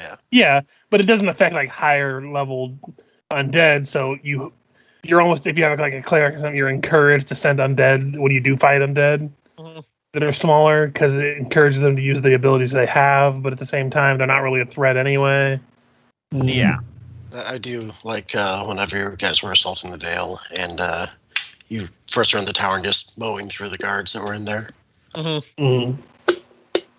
I think it was Nasrima that was literally surrounded and just couldn't land, and she's like, okay, pulse of death, and then they all just dropped. All right, is everyone back now? Because I see Cope is back. Do we I have? haven't heard from Michael yet, so I don't know. I'd forgotten about that, Loki. I do remember that. There were tons of guards. And one pulse of death. Yeah, there's definitely systems that can handle that whole you are a high-powered PC and you knock through mobs of mooks a lot better. I know I talk about it from time to time, which is the soulbound system that I want to run sometime, because you could literally throw 5 PCs against like 200 skeletons, and as a DM, it's very little extra rolling because they are really good at like condensing stats and how everything works. So mechanically, it's really easy to manage. But then also mechanically, you guys get to do one attack that knocks out like 15 combatants. So it's really fun. And that's just like a sword swing I was talking about, not even like a big AoE effect. I'll drag you guys into it someday, because that's what I do to you. I subject my friends to my taste. Because that's what I do to you. I listen. I dragged everyone here into to playing, and some of you liking Warhammer 40k. So if I can do it to Warhammer, I can do it for other settings that are less draconian. I like it. We'll follow you into whatever breach. Mm-hmm. I still need to eventually run a Dresden Files game. Yeah. That one, I think this group would have fun with the Dresden Files thing. I probably wouldn't do like a full-on campaign, probably like a shorter campaign thing. Mm-hmm. But I do have a concept idea. Oh, someone's beeping. Anyway, but yeah, I have a concept for a plot for a Dresden Files game, so I need to actually learn that rule book and see how it actually runs. Yeah, that's the same system I use for the Christmas one-shot. So if you want something a little bit more crunchy, there's a couple other things that I've seen out there that I could recommend that you could reskin as Dresden if you want to. But the Fate one works as well. Yeah. But for me, it's just trying to figure out how to run like the game, create a character, and do that kind of stuff. I get the concept of that. It's just I still have to wrap my head around running the game in that system. The best advice I heard for like combat and stuff like that is don't think of the enemies as characters like you do in Pathfinder or Dungeons and Dragons. Think of them as a series of skill checks like you're doing an obstacle course in Dungeons and Dragons that you overcome. Mm. So it's very like narrative focused on the players, with the enemies literally just being a series of skill rolls that they have to think with in-character options on how to best optimize and describe. It's a very different mindset than other games that are more mechanics driven. Mm-hmm. Which is why I used it for the Christmas one, because everyone's characters had such bizarrely everywhere powers and skill sets that finding one universal system that could support space soldiers and devil ladies at the same time would be quite challenging. Hey, on that note, I've finally got an idea where I want to take that follow-up to the Scar World, so if we ever need a break, again, between books. Cool. Yep. I'll see where we're landing. I've been working on some book 3 stuff lately. So It'd definitely be more than a one-shot, but still. yeah, that's fine. Hex crawls take some work, my friends. Mm-hmm. They're fun, but they do take some work. Michael's still not back yet? And it's good just to have a break every now and then, I would imagine. Oh, yeah. Especially with me getting used to the new job and everything. What? Yeah, didn't I mention that last week? Yeah, you did. Yeah, I started working. Oh, that's right. That's right. Okay, yeah, you did. Sorry. Yep. Yeah, someone almost dropped half a sofa on my arm yesterday. It's great. Oh, God. Mm-hmm. Freaking, I was doing cart crew, so I was out in the parking lot, which normally isn't too bad, but then you have to occasionally help people load heavy stuff into their car, and they are utter crap at communicating with you. And I was moving furniture in my own apartment this last Saturday, so I kind of tweaked my left arm, and it's not too bad so long as I don't overwork it. but I was helping them load a boxed sofa into their trailer, and then they decided they want to turn it on the side to fit in, and they didn't tell me, so they shifted half the sofa's weight onto my bad arm. Oh my god. Yeah, I wasn't too happy. I was rubbing the arm for the rest of the day. Yeah, people suck. Yeah. All right, I have returned. There we go. How long should we sit and listen? Oh, that reminds me, because I saw the same voice that Michael did could also be kind of a pseudo Bane. Someone made a joke about Bane from The Dark Knight, which I enjoyed. They said Bane was an early hero of COVID. He always wore a mask. He quarantined a city, and he canceled a sport event while fighting bats. Wow, that's bad. I mean, I guess. Kind of like Bane. He just broke that Minotaur's back.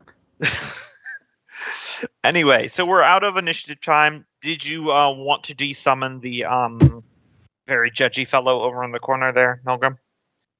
Sorry, what was that? Did you want to desummon the Grudgebound? Not just yet. If we plan Okay. on going through the door.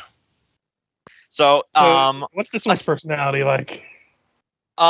he is currently just kind of muttering himself, but you feel very heavily judged. And not just on like a comedic scale, it's literally it's not doing damage because you're far enough away, but it's a passive psychic assault on your presence. So enjoy that. Yes. I can't see, what is this on the floor? Are they flower petals? Are they blood I'll splatters? describe that for you. That is an ivy that is like crimson blood red. And you notice that it is kind of coming from the door here, that you can see some purpley red vines growing out from under. Since you guys have time and you'll just be doing skill rolls, I'm just going to save you guys some time and just reveal all the traps in the room. Oh, Jesus. You were so lucky you stopped where Ivy was, Fergus, when you were invisible. Because I'm like, he passed the passive perception, but if he doesn't do an investigation, you were literally 5 foot away from going to that pit trap. 5 feet away. I really called that good. Oh man, that would have been my luck if I had stepped 5 more feet. Yeah. It's the god smiling on me for my salt from last week. I would have been so happy because you're like, I'm invisible. I got my shadow lightsaber. Let's do this. I would have been so. I would have muted. That northeast corner, though. Yeah, I was gonna say this is just a sucky place to be in general. Mm-hmm. So, did you guys want to go for the door? Did you want to search anything? Yeah, I want to check out the axe and the polearm that guy had. I don't know why one of them wasn't hanging out over here. One of these Minotaurs. And no Yeah, going to I'm sweep just around gonna- with his detect magic. Yeah, while he's doing detect magic, I'm just going to be checking the room for just like markings of any kind that might stand out. Looking down the pits to see if there's anything that's been put under there that maybe they just never went and retrieved. Sure. So, first off, on Balam, he has 2 magic items. There is a magic item that's coming from a satchel he has on his belt. And then there is the black staff that has the kind of like crack in it that like it's part of the floor, and you're noticing that just like the area around it is sparking with some static electricity. At the same time, it freezes a little bit and then it melts around the crack. And the detect magic is coming back with extreme power from that staff. Ooh, that's a potent staff there. We should probably look more closely at it and try to identify it. Fergus looking around, I'm just going to say that identifies the traps. You notice these 4 tablets along the walls. It's got like a bunch of abyssal carvings and the same kind of like depictions of what at this point you've assumed is the wicker demon that all these minotaurs are worshipping. You don't need to do any like skill rolls because of the layer actions. You kind of figured out what they do. They push and pull stuff. Mm-hmm. Other than that, the pits are clear. Gotcha. Don't forget, ritual casting just takes 10 minutes to use up a spell slot, doesn't it? Nope, it does not. Well, if we want to take 10 minutes, I can right. identify this staff of 4 elements, it would seem.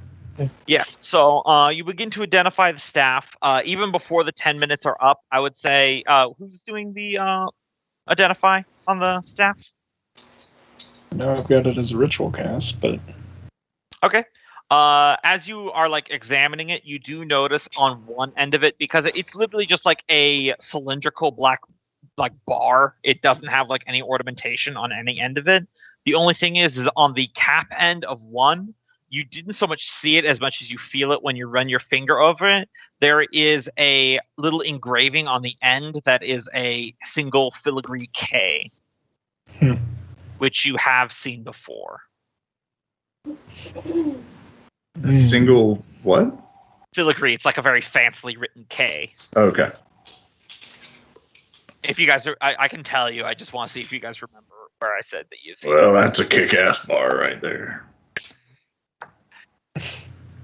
I'll just remind you the undead Tyrannosaurus Rex had a similar thing engraved into it.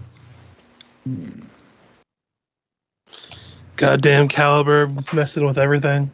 He's an arms dealer down here, isn't he? All right. And as you finish up your detection on it, I will give you the handout. You guys should be able to see that. Calibur's elemental staff. Called it. The staff is 6 feet long. It's a shaft of obsidian, seems to glow with caged inner fire. Thin crack runs halfway down the length of the staff, and an ozone of magic power is palpable near it. That's a fun word, palpable. Mm-hmm. Calibur's elemental staff. Calibur's elemental staff?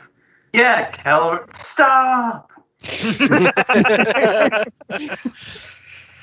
Well, you know, at least it's not known by its alternate title, Calibur's big black rod. Oh. That's a penis joke. Yes. Quarterstaff with +1 attack, spell attack, and spell attack and damage rolls. So, like, if I had it and used it with the spirit hammer, would it still do that, or? I believe, because I was copying a warlock thing, the damage rolls is for like if you actually physically hit someone with it, it does +1 extra damage. And it doesn't spell affect attack. right? But It's a it spell attack increases, as well. yeah, it increases your spell attack. He was asking about the damage, so it would increase your ability to hit stuff with the hammer, except for the fact that it requires attunement to an artificer, sorcerer, warlock, or wizard. Oh, yeah. Because it's arcane magic. Yeah, right there. It's saying all those things. We got 2 of those. Mhm. Yeah, They're gonna fight over it. gonna arm wrestle over it. I get to use the suit. Is it a one-handed or a two-handed weapon? If you look up a staff, it's a versatile weapon. Ah. So 1d +1 charges each day, holds 15. Whoa. That's interesting. And it hits 0 charges, roll a 1d20. On a roll of 20, it regains all charges. 6 through 19, nothing happens. 2 through 5, you become vulnerable to all elements for 1d4 days, and on a roll of 1, it explodes. May or may not take the thing with Clearly, it, but it's it erupts. advanced technology. With your, I will let you know as you're reading this. With your identification, you're fairly certain it's not designed to have the big unstable crack in it. Yeah, yeah, no, that would. It might be broken. I mean, he is a crazy wizard. Could meet him. We could meet him again someday and try to have him fix it. Although I don't know if he'd remember if he ever made it. He might need to fix himself before we worry about that.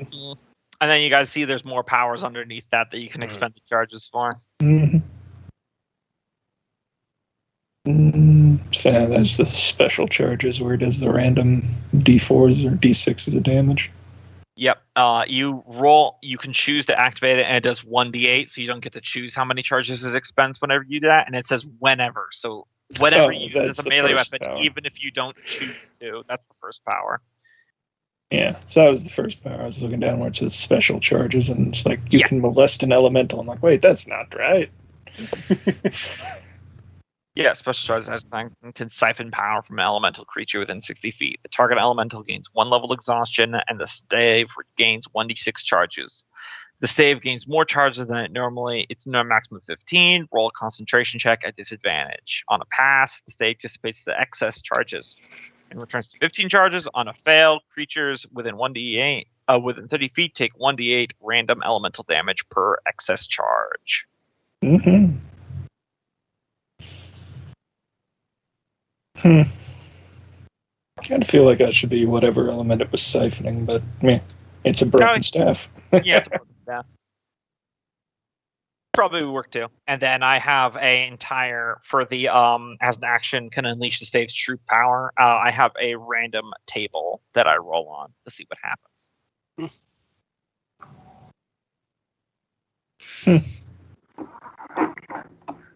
So Calibur's elemental stave, everybody. It's a nice reaction for 2 charges. Hard decision too, because artificers and warlocks are equally unstable. Mm-hmm. And it does have an ability where you can expend a charge to change the element of a damage from a spell that you cast with it. It's actually not random. I mean, I think I could do some real damage with that staff.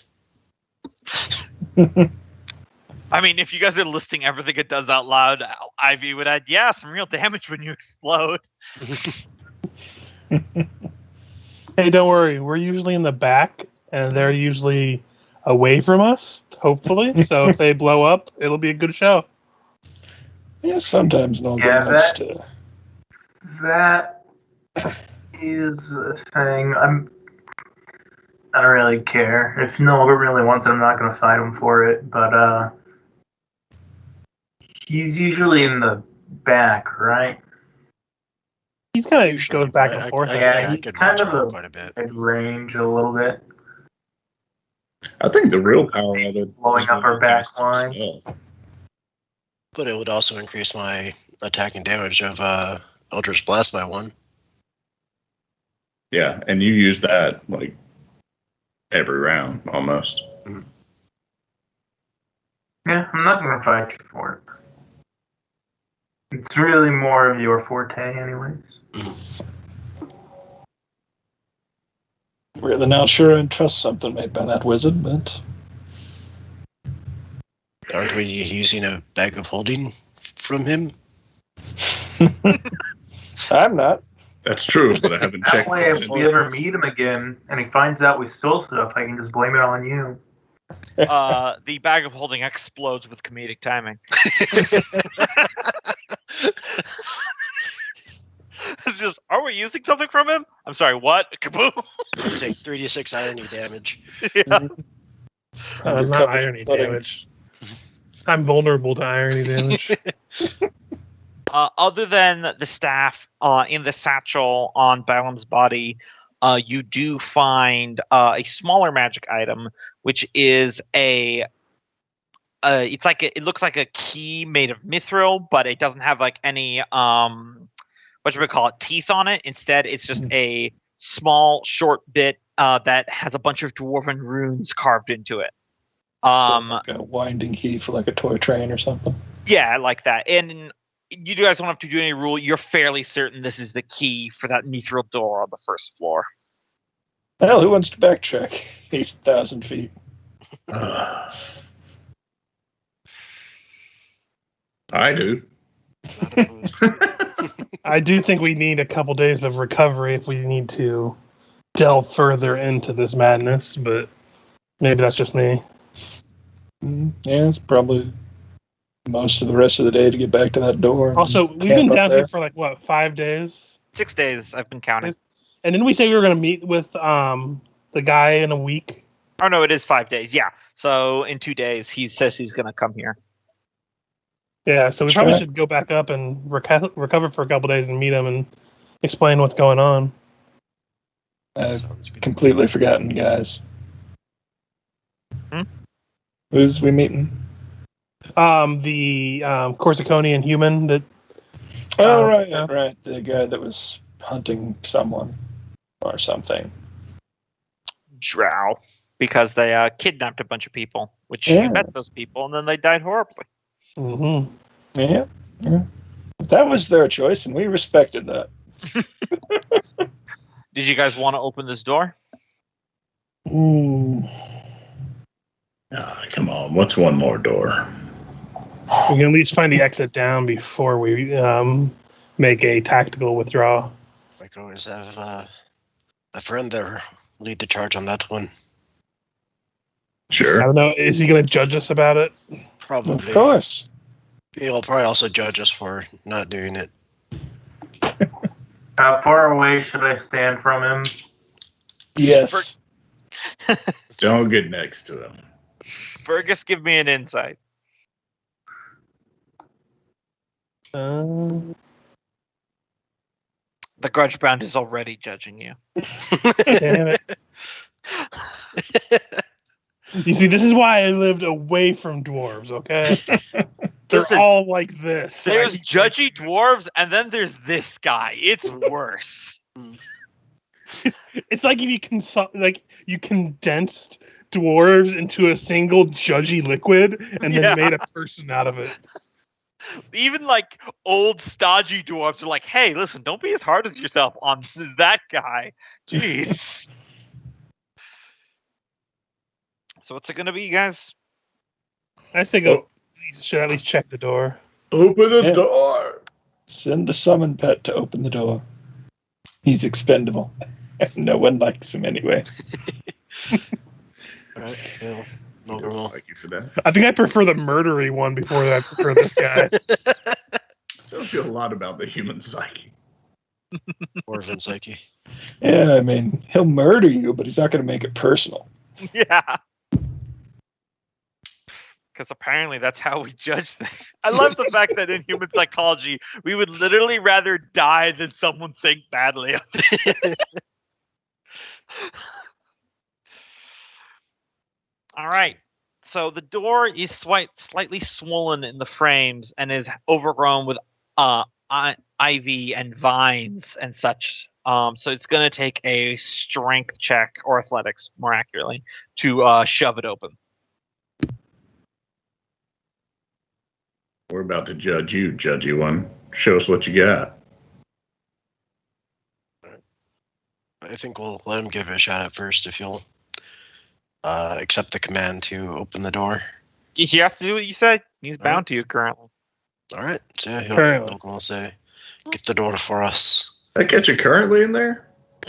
Yeah, we're gonna have a point. We're gonna have to fight all of these guys because they're just gonna be done with this shit. All right. Give the roll, Loki. Yep, that actually does it. Puts his back into it. Lots of very loud judging from all of his many orifices.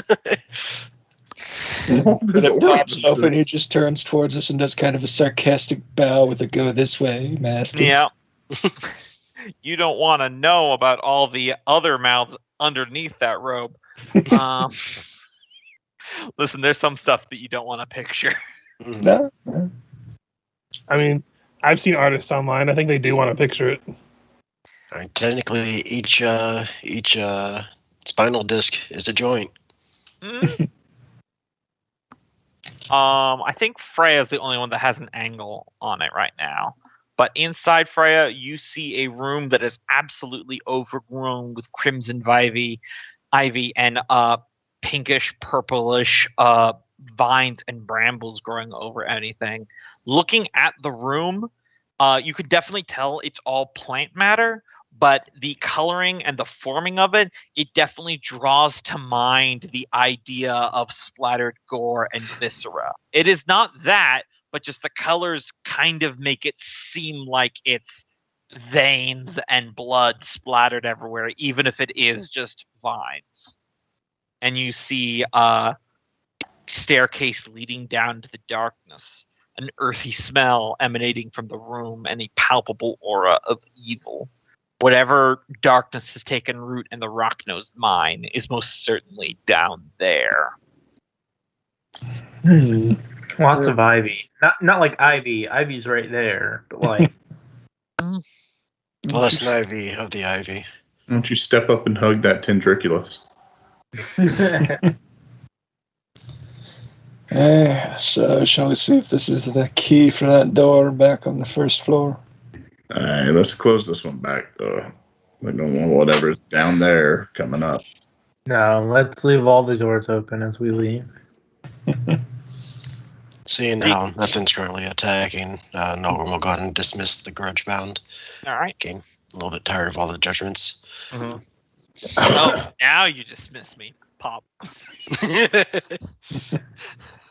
There's just no winning with that guy. All right, we're off to see the one door we haven't opened. All right, I'm not gonna make you guys. You guys have cleared out. Initiative. No, I was gonna say you guys have cleared out this floor and the one between those two. I'm not gonna make you guys go through all that. That feels unfair. So give me a moment here while I gather up your tokens. From amidst all of the beef. I don't know that 45 minutes of moving our tokens just to get to the other door is so bad. Listen, I was trying to think, guys. God. It made it so much easier to keep track of all the traps. Mm-hmm. No, it was fun. No, it was fine going through. I mean, that's how you should go through a dungeon crawl. Otherwise, you got somebody running all over the place. I was just joking on how terrible would it be if a DM made you go all the way back through. Some would. I once played with a guy in person that was really old school about that kind of stuff. Yeah, my old DM was like that too. My very first one. He was a friend, but you know.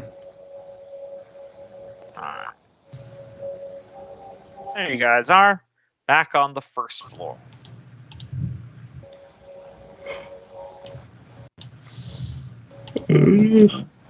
That was this one over here. That was the.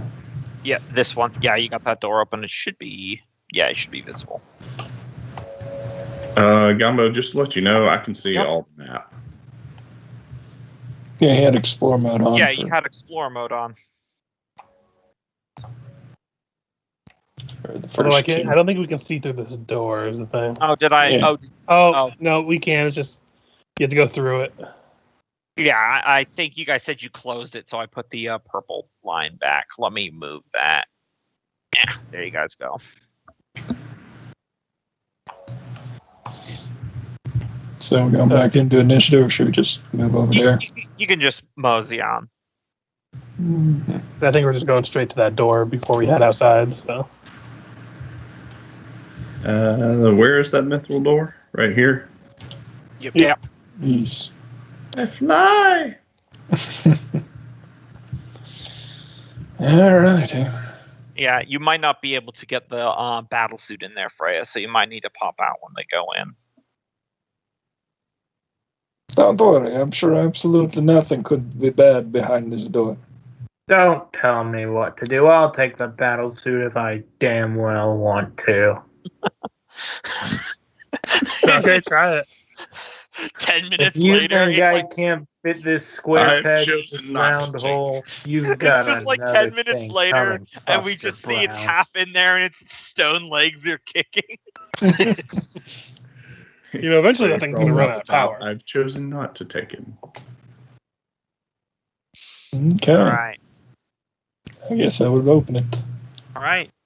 You insert the key into the locking mechanism, has the rune lights within it light up, and there's a brief flash of blue light from the door as it then disengages and it swings open.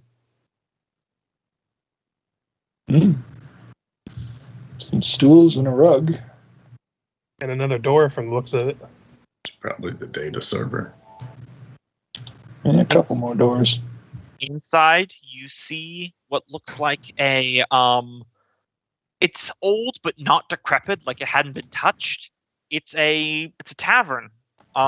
There is tables and chairs and stools, as well as a actual bar counter with what looks like you need to check, but small casks of dwarven ale. Is there still ale? There is. Fergus is just like, I swear to God, the most protected door in this entire fucking place is a bar. I hate dwarves. Well, if it's held up any, this is as good a place to camp as any for the next couple days. We wait for you, man. And there's- That's pretty good. There's 2 wooden doors. Yeah, I'm gonna check the one to the south. Here, I can shrink you if you want to turn back into just normal right there if you want to see this. Paul, let me move that door for you. I'll do this one while he's doing that one. Hey, hallways. So first off, Fergus, in there you find a finely appointed, what looks like maybe like a barracks with lots of made beds with pillows and blankets. It's older, but there hasn't been inhabited, so it's not like there's been a lot of decay. It's dry, so there's no rot. Just because I'm always suspicious with beds. He's gonna just roll an investigation and check the room for anything. Yeah, go ahead. Like, see if anything was left behind for whoever was originally here. It should have an extra 1d4 on top of that, but Seems fine to you. okay. All right, Tascal, before you move anywhere, up here you see what looks like a altar type structure flanked by 2 dwarven statues. There is a engraving on the wall, which you can tell from here might be like a bunch of names. But resting upon the altar is a dwarven helmet.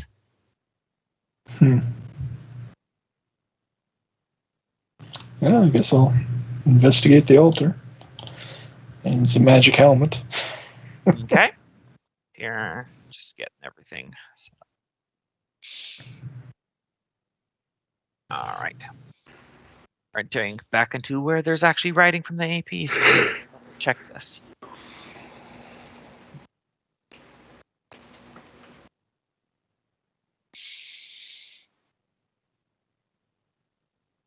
Let's see. Yeah, the small altar holds 2 items: a mithril bowl worth 200 gold pieces, holding 500 gold pieces worth of fire opals, and a dwarven helmet.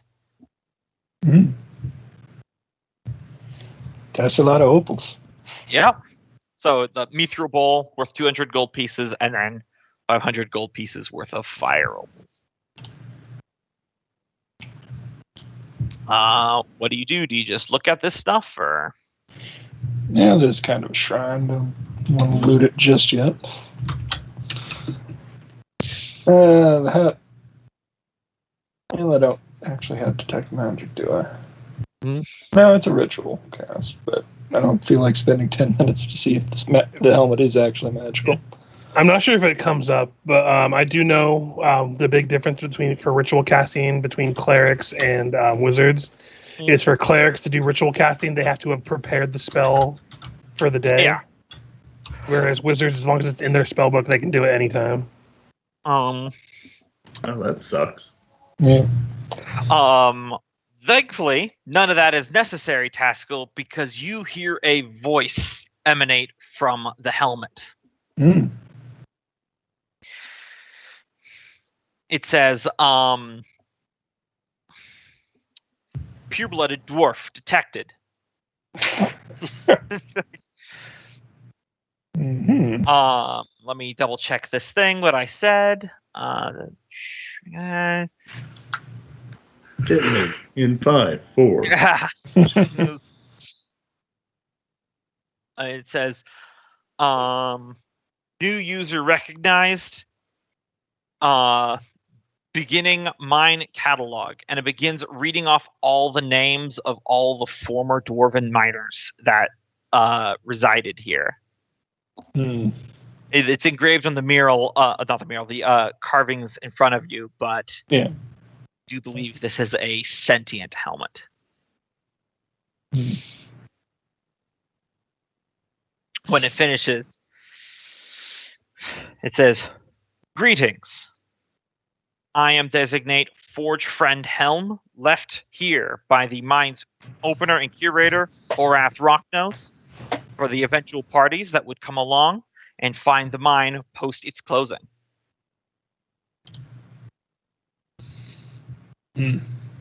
I have been created for the sole purpose of assisting and guiding any dwarves that find me." Well, that is fortunate. I'm Taskildreer of. What was our original? Clan Hall Forged. Oh, yeah. Is that the?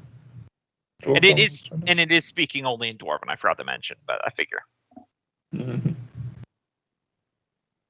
Here, I'll share the handout with you guys. We're on a quest to restore Dammerhall.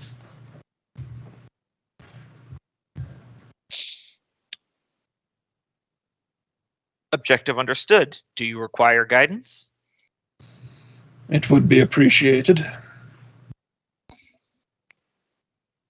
Acknowledged. Are you aware of entrances into Dammerhall? Said the main bridge had been destroyed and whatever. Mm-hmm. Sadly, the main bridge fell along with the city.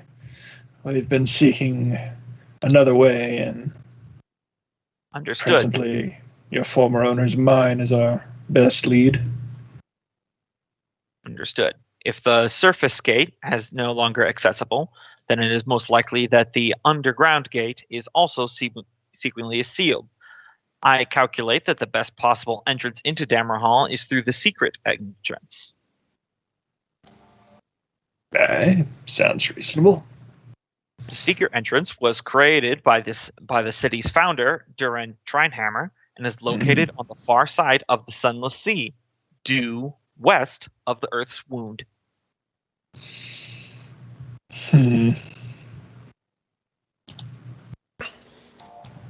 Do you know how far west?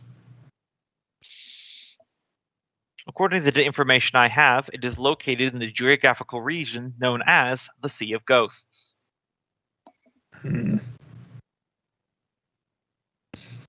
I am unclear of exact geographical distance. This is the first I'm hearing of this sea, but it's the first I've set foot in this region. Well, your former owners were quite wise, and we shall honor their intention by having you aid us. Pick up the helmet. Mm-hmm. Turn around, notice Fergus.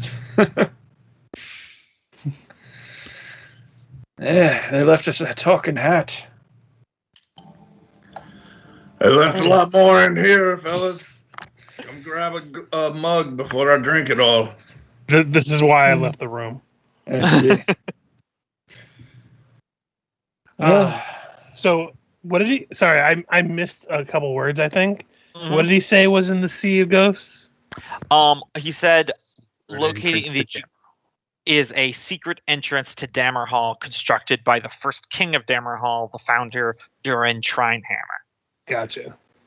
Well, hey, this is something worth drinking too. We might have just found the key to Dammerhall. Yeah, because like Taskell, Thrum, and Nulgrim have been studying this a lot, and you guys were aware of the one Underdark entrance that was definitely like a sealed military gate, and the surface entrance, which was the broken bridge. But this third entrance has only been a rumor, and this is like the most information you have ever heard in your entire lives about it. Well, let's drink to your helmet. Nulgrim, you Can enter we a drink room. out of the helmet? I was just gonna That is a brilliant idea. Everyone will drink out of the helmet. Okay, hold on. Nulgrim, you enter a room that has an anvil in the center, and carved into the walls around you is I kind of gave a description of it in your flashback, but it's a brilliantly done dwarven carving mural engraved with stones and metals, and I actually have a picture of it, because this is one piece from the book that I think they did an especially good job with the art on. And around it is dwarven runes that spell out a message. So I shall show players. You guys should be able to see that Fire now. Mountain is pretty good at drawing anything that's not a human. Yeah, you guys should be able to see that now. The dwarf mural handout. Or apparently a gnome. Mm-hmm. Yeah, that is pretty cool. Let's see. Dragons are inevitable. Where there is greatness, they are drawn to it, hungry to make it theirs. We must not fear dragons, but we must also be ready. Arm yourself for battle that is to come. When all we have is taken from us, when the greatest of us is laid low, when all gates are locked, do not despair. We can yet reclaim what we have lost. A great civilization does not fall without until it has fallen from within. It's totally going to be a dragon, isn't it? Like Fergus just said out loud. Oh, I've been saying this since day one. No one's quite sure what did it in. I definitely think the drow had a hand in it, but... Drow dragons. Dragons. Dragons. If you're interested, Nilgrim, you can give me a history check real quick. Yeah. At advantage, because you'll see. Oh, yeah. You recognize this image in this picture here. Is this is an artistic rendering of a very famous Dammerhall legend about the founding. Is a depiction of Durin Shrinehammer, the founder and first king of Dammerhall. According to legend, he found the mountain that would become Dammerhall, and he slew a mighty blue dragon that called it home. With that natural 20, though, one thing that you notice is interesting about this carving is that the axe he is wielding is wrong. The axe that Durin used was quite a famous historical piece that's still held within Dammerhall. However, the axe that they have here, it's very detailed, made out of mithril, but it's kind of hard to imagine that the smiths would go to such extreme detail on a weapon, like clearly more time on this than any other part of the carving, but have it be an incorrect depiction of the axe that Durin Shrinehammer used. We'll go ahead and detect magic on it. The axe in the mural is magical. Would go up and reverently see if it will slide free, being careful not to damage the mural. There is stone fingers locked over it. Give me an investigation.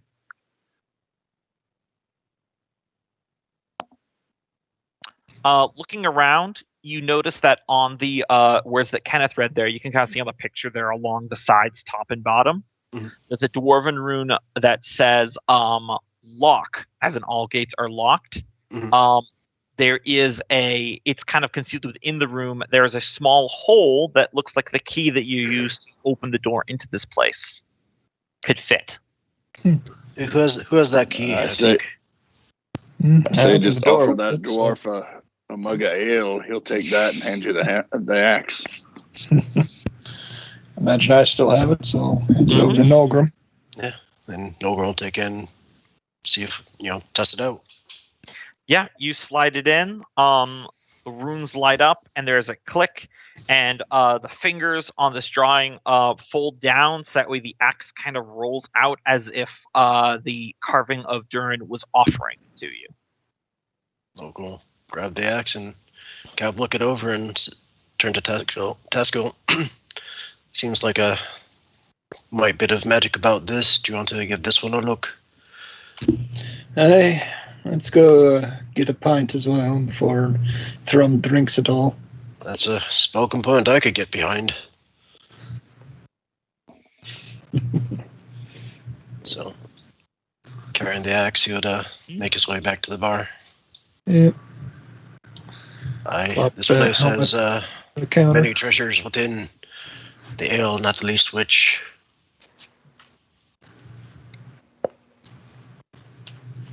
Yeah.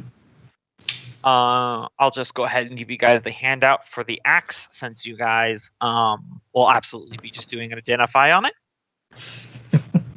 Anyone who comes near the bar, thrusts a mug in their hand.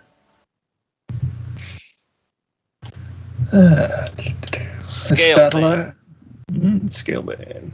This battle axe is a splendid example of Dammerhall craftsmanship, forged from gleaming gunzarak, true mithril, and engraved with numerous runes of power along the axe edge and the grip. The weapon feels young and eager to prove itself against its designated foe. And I guess while we're having around, point out the runes to Freya, because surely she'll be interested in this. Mm-hmm. Try to get Ivy to drink a pint of real dwarven ale. Runes. Nobody ever liked runes. Oh, it even glows blue when a dragon's nearby. Within 12 miles, that's pretty far. Yeah. Anyways, I read the runes. Yep. +1 battle axe. Mm-hmm. And when used against creatures with the dragon type, it does 3d6 additional slashing damage with every hit. Mm-hmm. Pretty hefty. And Well, it has the finesse property. Yep, true mithril, which means it has both the effects of mithril and adamantine. This was a Dammerhall specialty. So you guys can't give me shit about this being another Fergus only item, because literally any one of you can use this effectively. Mm-hmm. I mean, what item did you give me? I mean, you're bogarting the wand, to be fair. Yeah, that is me totally bogarting. Like, if someone else wants it, they can use it. I don't mind. No, I've got my 3 attunements. I'm very happy with them. Well, the wand doesn't have an attunement. Well, Yeah, so- anyone Basically, it lets you make a shadow blade that does 3d8 psychic damage, or 2d8 or 3d8 if you upcast it. I think it looks good on you. Gives you a bit of an edge. Well, I mean, It is a good. it's made of lasers. It's all Roadie. edge. Well, the helmet's our primary ability. It's probably better for Melgrim as its advantage on history checks about dwarven history with an extra 1d4.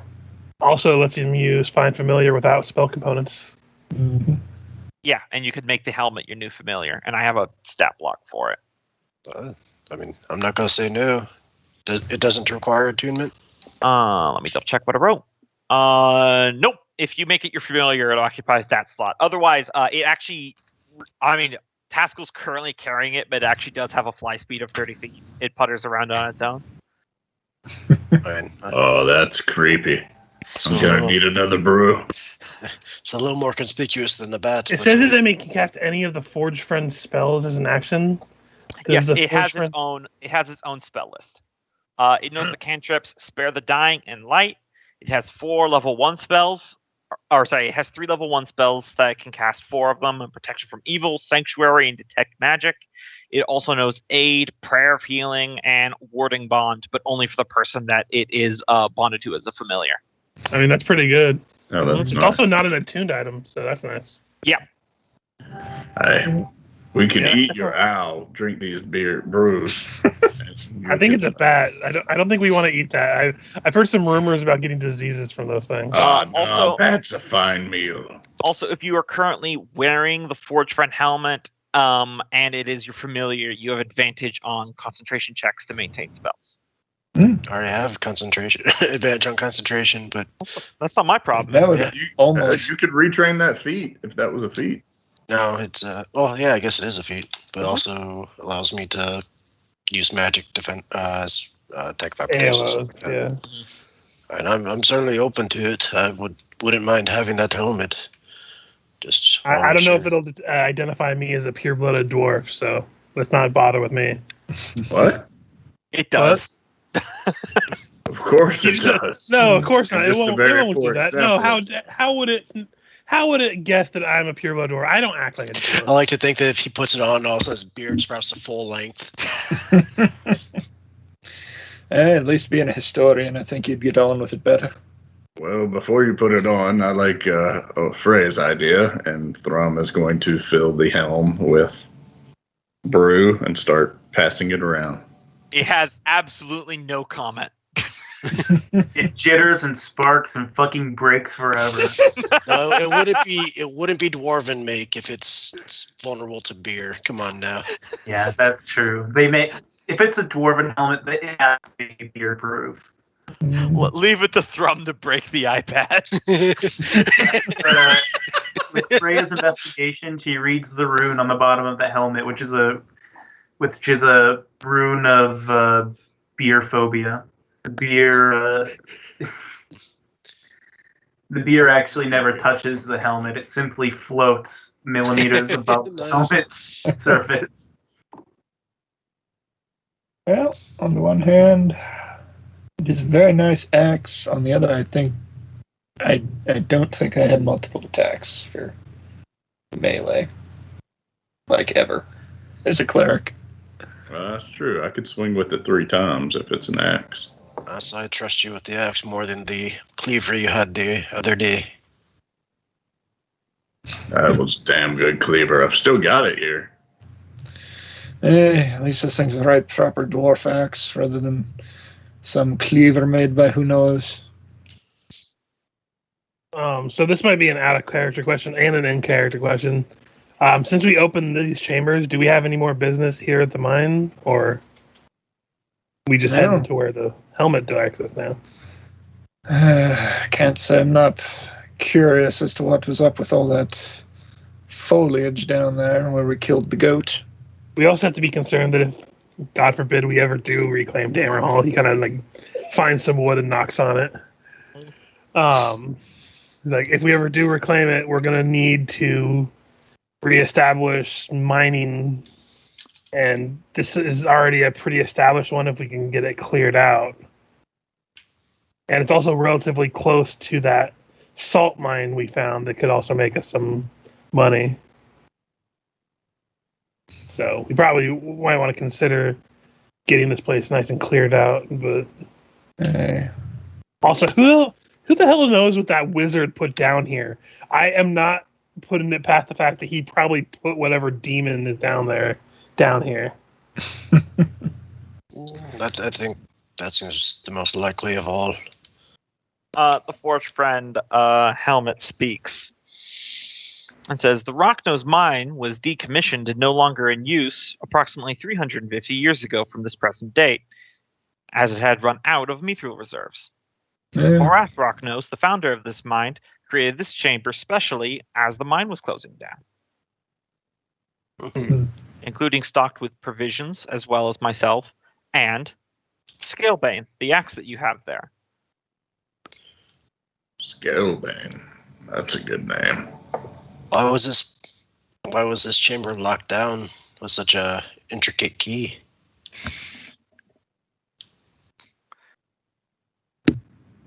Horath Rocknose, much to the... let me get my words right. Though few miners believed it, Horath Rocknose claimed to have occasionally prophetic visions, and would be adamant in stating that this chamber would be needed by future explorers. As such, he commissioned Scalebane and this chamber as housing. Hey, Helmet. we got a ring glows around the top of it. Yep. Yes. If dwarves were escaping from somewhere and they sought shelter in the mine, is there somewhere deep in several floors below that they might have retreated to? The fourth and final layer of the mine, down the stairs, was the area with the most extensive mithril mining. As such, it had the most open space. If there would be a large quantity of refugees that would be housing in the Rocknose mine, that would be the largest area for them to settle in.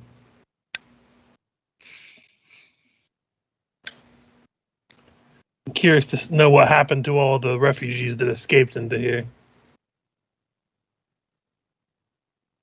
But on the other hand, demon. No, I suspect there are no more surviving refugees. My biggest Corey. concern is what are they doing with the bodies and bones and shit of a bunch of, like, probably hundreds of dwarves, I imagine, or at least dozens. I've seen what the fucking ghosts was like up here. I can't imagine that down there is any better. And the demon did say something, like, correct me if I'm wrong, didn't he say something about how he has all the dwarves he needs? Yes. So that begs the question of what is he using the other dwarf bodies, if they're just bodies, down there for? This seems concerning to me. You're right.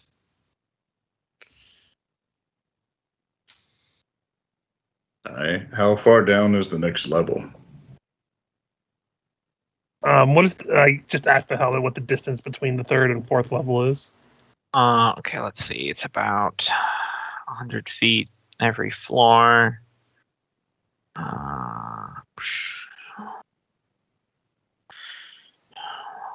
About 350 feet straight down.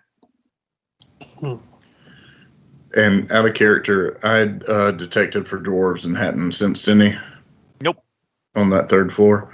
If they're still down there, it's just their spirits. All I can pick up are the living. It also might be that whatever the thing turned him into is no longer a dwarf. Technically speaking. Well, then are we rescuing dwarves if technically they're not dwarfs anymore? It's a horrific I don't know. Let's idea, have another drink. Another round.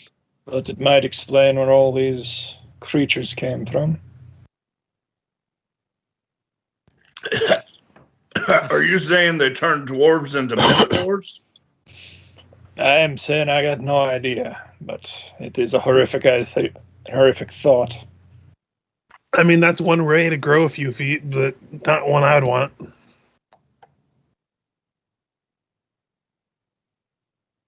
I mean, they do have the horns, and it's pretty good looking. I like to have horns on a helmet one day. I mean, I'm surprised you haven't taken some of the horns off these minotaurs and fashioned it onto your own helmet. May need to do that on the way down.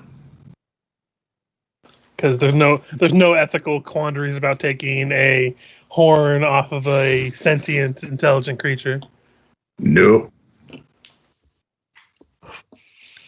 Especially not if it was a dwarf before. Well, we figured out the riddle of this mine. Another round? Still the mystery of where all that ivy came from. Yeah. I don't think I'm gonna feel comfortable leaving this place like it is. I'm sure the ivy will never be mentioned again. Also, I'm really concerned about what else the wizard put down there, because he seems to be like he's going to be a problem in our side in the future. So might want to at least figure out some more about him if he's has anything else down here. Yeah, well, as I see it. What do you know about Caliburb? Did you ask the helmet? Yeah. We need a name. I have no memory of this name. Damn. How about Corey Yamagato, Mr. Roboto? It explodes. I did like that name. Well, Helmet. Gandalf. What should, is 0 divided by 0?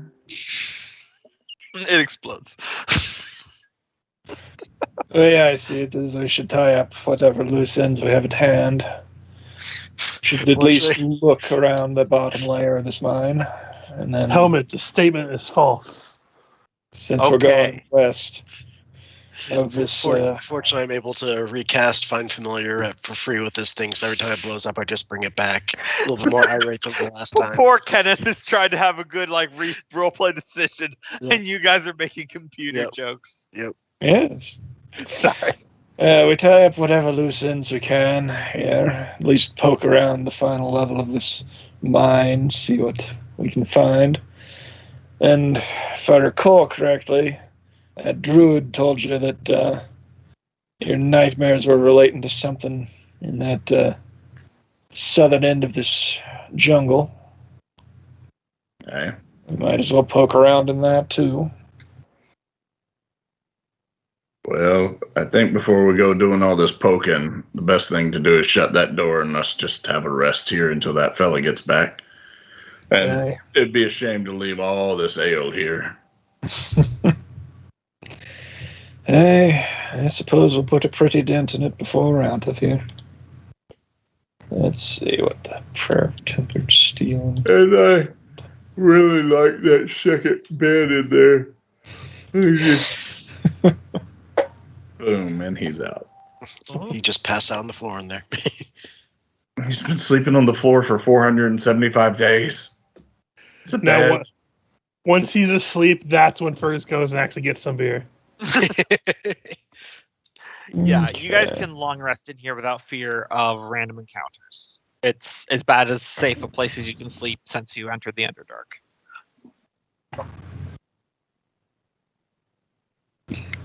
Good to know. Yeah. And we've got 2 days until that guy gets back to us. I figured we could spend a couple days up here and recover all our hit die, Yes.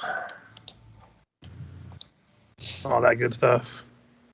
All right, so y'all want Thrum's taking Scalebane, Yep. the Dragon Slayer axe. That makes sense because he can swing 3 times. So I'll just make the Imagine how devastating that thing would be if you had chosen Dragon as your greater favorite enemy.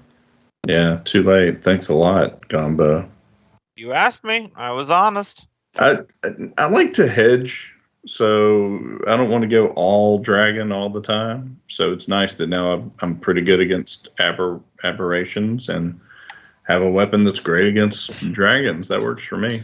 And we There you could go. thematically scheme it that you just took it as, out of spite for being insulted by the aberration, Mm. grudge bound. Also, I just edited the Forge Front Helm sheet. If you guys go there, you can see the NPC character sheet part of it now. Okay. I take it everybody's good with me taking it and making it my new familiar. Yeah, I mean, I think it was not that Gombo built something for you, I but mean, that Frey could was could built use for you. I'm Man, that prayer of healing is nice though. Up to 6 Look. creatures, 2d8 plus your casting mod, and heals. We're not going to have a problem until you take like 8 items, and then Fergus is going to get jealous. I mean, I took think, like 2. Okay. I think I know It's that just a joke. I know. I gave Freya the ability to learn. I think it was 3 level 1 rituals of any class, and I don't know if Michael ever picked those.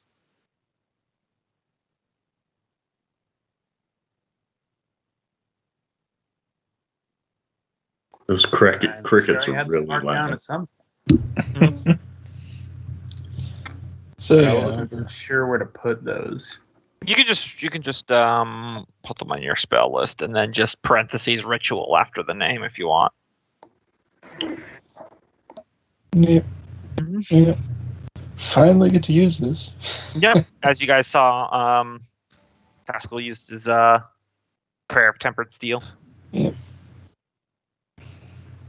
Oh, what is this? Ring gets a charge back. That's his unique boon ability that he can refine a weapon on an anvil, and that as a free action when you make the attack, before you roll it, you can choose to add a 1d4 one time. And he did that for Scalebane, his crossbow, and Freya's Gloomstalker. Oh, cool.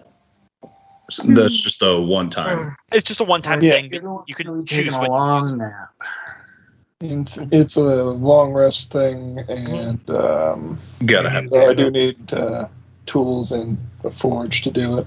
Gotcha. I would say the mural shrine room counts in there, so that's not a problem.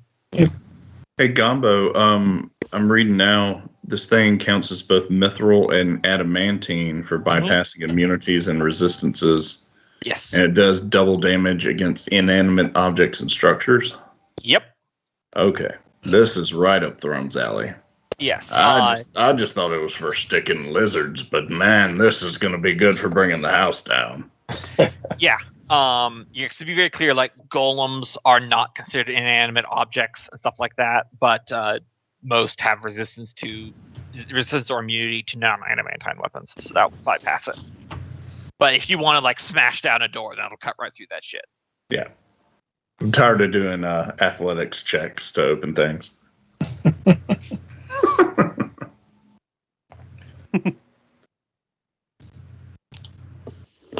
So I guess we're waiting a day for the dude. Yeah. Yeah, go ahead and refill all your things if you're long resting. Mm-hmm. Gonna do a couple days worth to wait for him for the first couple days and see if he actually does return or not. Mm-hmm. Probably spend a lot of that day working, since I haven't done it in a while, working on my alchemist kit. Yeah. Still have about 16 more days before I can train in that. And by then who knows if I'll wind up using it, but it's good to have. Yeah, what's the rest of you doing for your one day off? Are you just all staying in this small sealed off area where it's safe? I imagine we got someone out keeping watch over the field of geysers. Mm-hmm. You dude. But yeah, mostly gear maintenance and Nolgrim's probably studying with his helmet, just going over the tales of dwarves that he hasn't heard about. Mm-hmm. Lots of inane details about the various miners, because it recalls absolutely everything in perfect detail. So you get to hear a detailed account of every single sick day. God, it's like the book in the Bible of the names. You're having a detail with the punch card machine at the factory.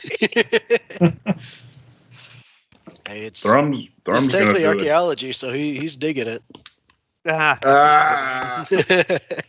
Meteor strikes Nilgrim through the mountain. Oh, thank God. I've never seen one so precise. You ever heard of a microsingularity? It's a black hole the size of a pin. It goes through the mountain and gets you.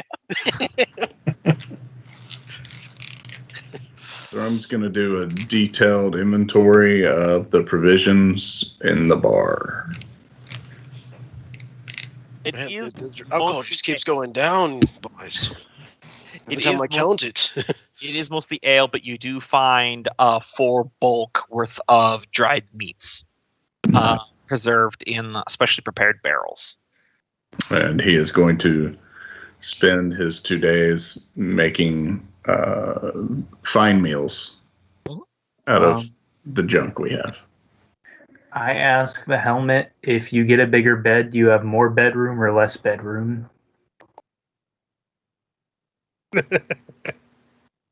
I'm sorry, I don't understand the question. Can you please repeat it? If I have a bed and I replace it with a bigger sized bed, do I have more bedroom or less bedroom? I found a history of beds in dwarven culture. Would you like to hear more? I'm sorry, I don't understand the question. Can you repeat? That's what it's literally saying. All addresses of known Ted is available. Understood. You have now subscribed to Bug Facts.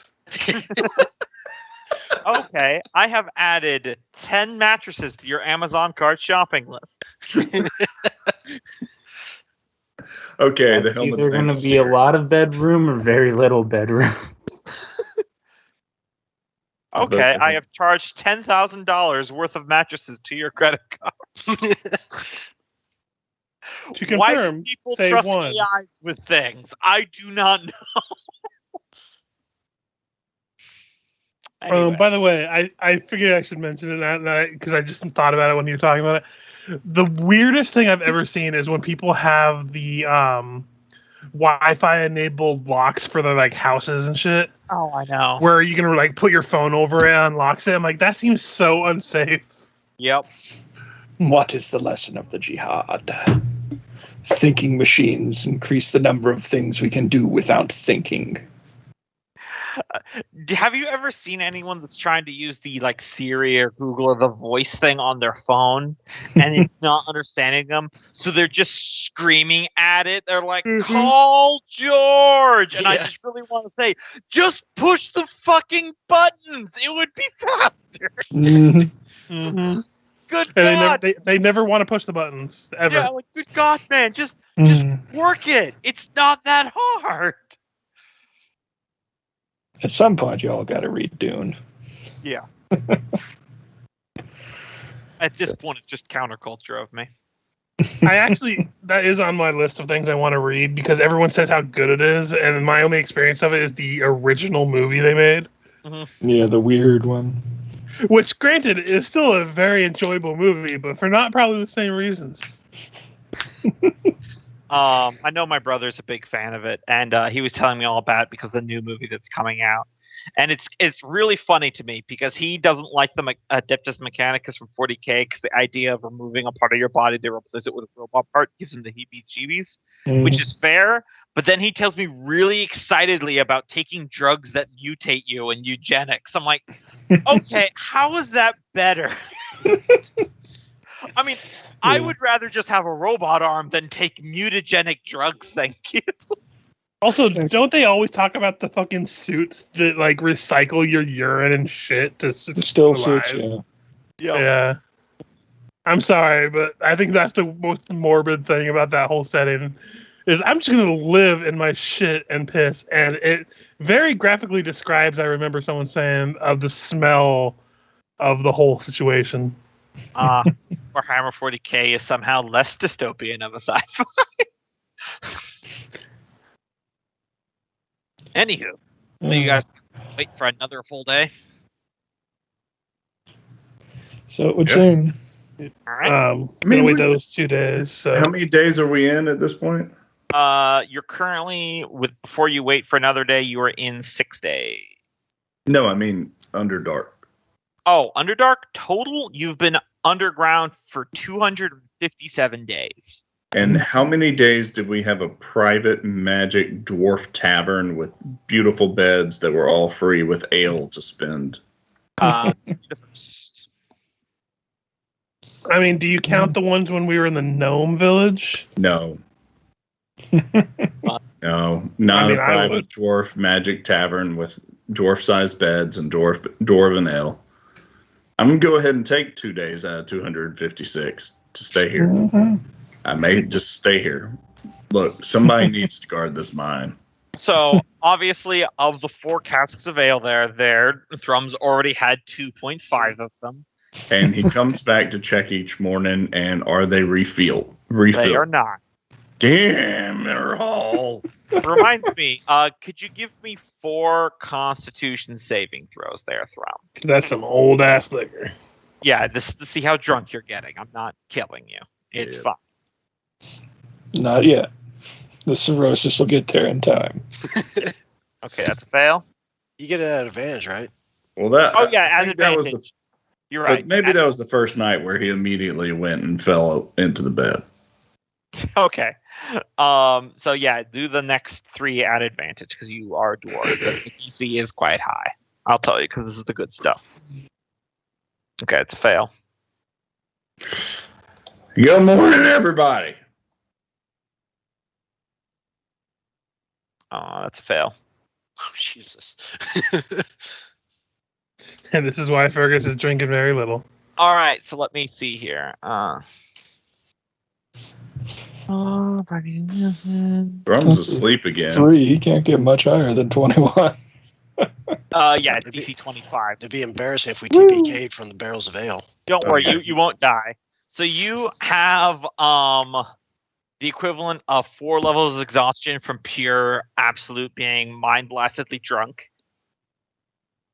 So you can't die from this. So it says hit point maximum halved, but that's just like temporary hit point damage. Essentially, when you sober up, it'll all instantly come back. Most like restoration abilities will just instantly sober you. He's basically just wasted. You have Disadvantage on Useless. all ability checks. Your speed is halved. Disadvantage on attack rolls and saving throws. He is very much sloppy drunk, ladies and gentlemen. It's very clear.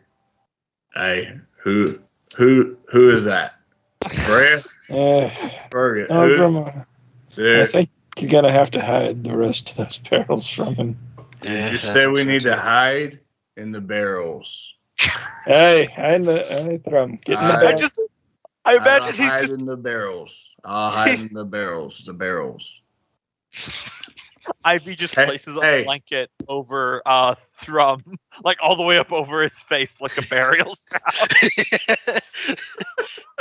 I'd say that's Hey. premature, but I don't know Farewell if it's that and premature. adieu to fair I'm Dwarven Lake. hoping that maybe he'll just go to sleep if I do. Farewell and adieu to ladies of Like a old. falcon's hood, or what you do with the bird cages. While he's drunk, Fergus goes over to Ivy. He's like, Ivy, go slip this in his pockets. For And we it's a copy proceed of that love letter that he wrote originally. to reclaim old. Okay, it didn't end well, but no problem. See you again. We shall never. All right. know. So, Thrum, could you give me a perception at disadvantage as I roll Ivy's sleight of hand? Is that even a competition? I mean, if you want to willfully fail. I will say, Fergus tried to make it look exactly the same as before, except for it looked like It's still higher. I'm not gonna honor the natural one on this one just because. Yeah, let it go. Let it go. Yeah. So it works. gives her a thumbs up. Show me the way to go home. Miku picks up the remaining two tired casts. and I want to go to bed. Okay, Nicholas, close the. Cope, you can continue singing, but place your hand over your mouth to simulate the muffled effect.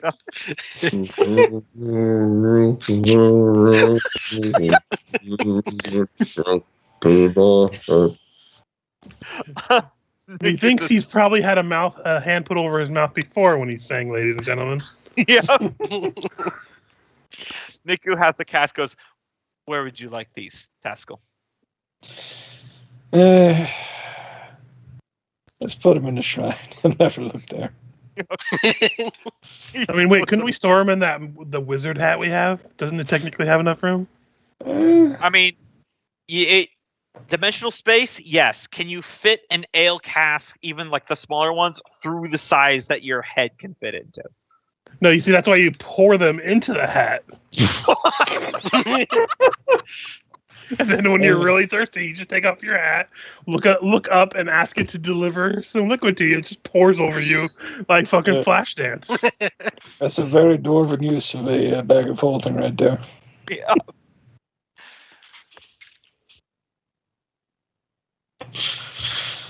There we go. Wineskin of holding.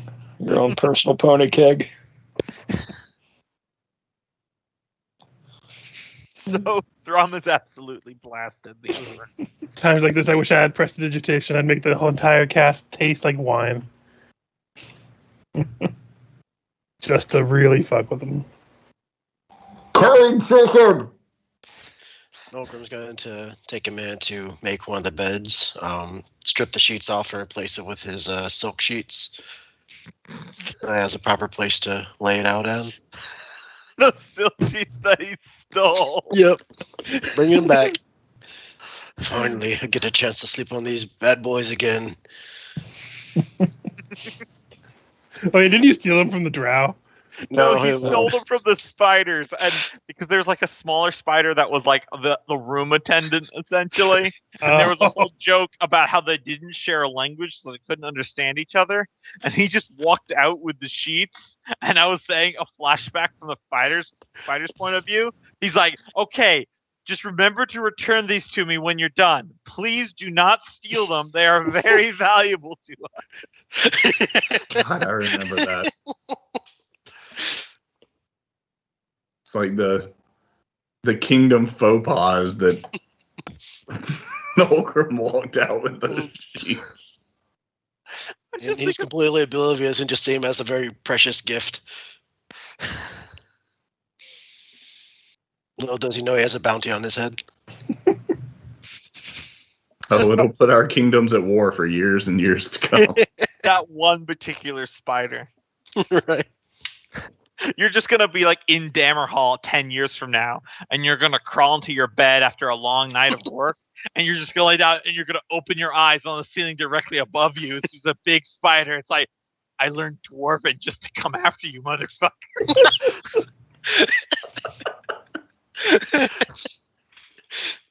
Aren't so soft now, are they?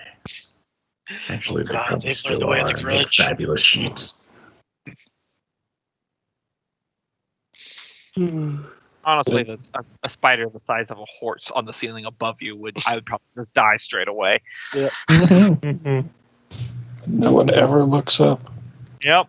Yeah, the ninjas in Japan actually had like a word for that technique, which is literally just if you get up higher than someone, they won't see you. All right, so you're waiting for another full day? Seems that way. All right. Dave, So you show up sometime this day? Yeah, and with the second day, we also get all of our hit die back, so should make exploring a little bit helpful. How much psychic damage does Thrum take from the hangover? could you give me another Constitution saving throw? Not at advantage. I would argue that this stuff is so good that you're not going to get a hangover. Well, we'll see.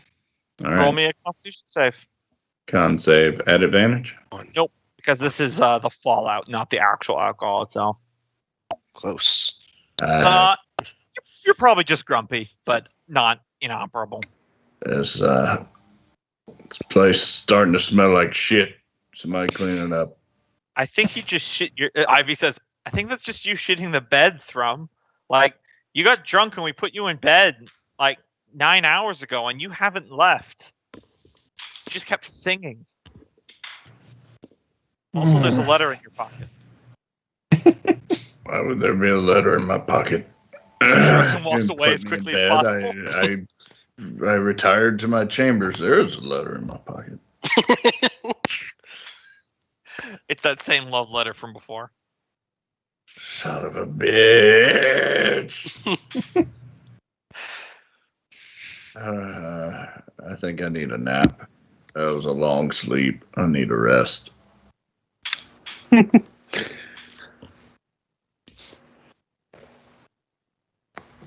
yeah. Don't forget to top off your house there, Kenneth.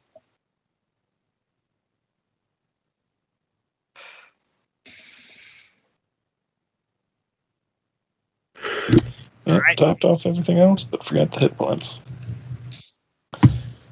So as you're drawing close to what you assume is the afternoon, what's everyone doing? I think Nolgr will start making frequent trips just outside to the mine entrance. just to I keep was an eye going out to say, for their Torgus guy. should probably be staying out there on watch just because he wants to get away from probably the uncle breath that permeates this room at this point. And worse, apparently. Yep. Yeah, Nolgr will go out there and hang out with you then. Probably still have a tankard of the ale that he's just casually drinking, more sipping on than anything. Few gagging noises at the smell, but otherwise fine. We take that bed outside and give it a proper burial. Pyre. Yep. He just pulls out a revolver and shoots it.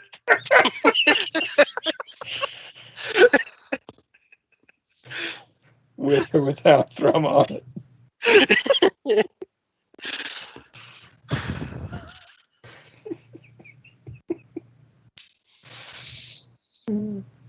Thrum's laying in bed, stroking the true mithril axe.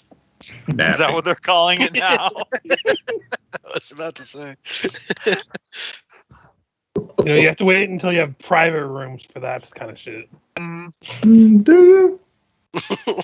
I mean, not to be crass, but it's about almost a year. I imagine he's about ready to explode by this point. That's why Nolgr most And that reminds him of his third wife. took his sheets with him. Oh god. Okay. Freya Teskel, what you doing?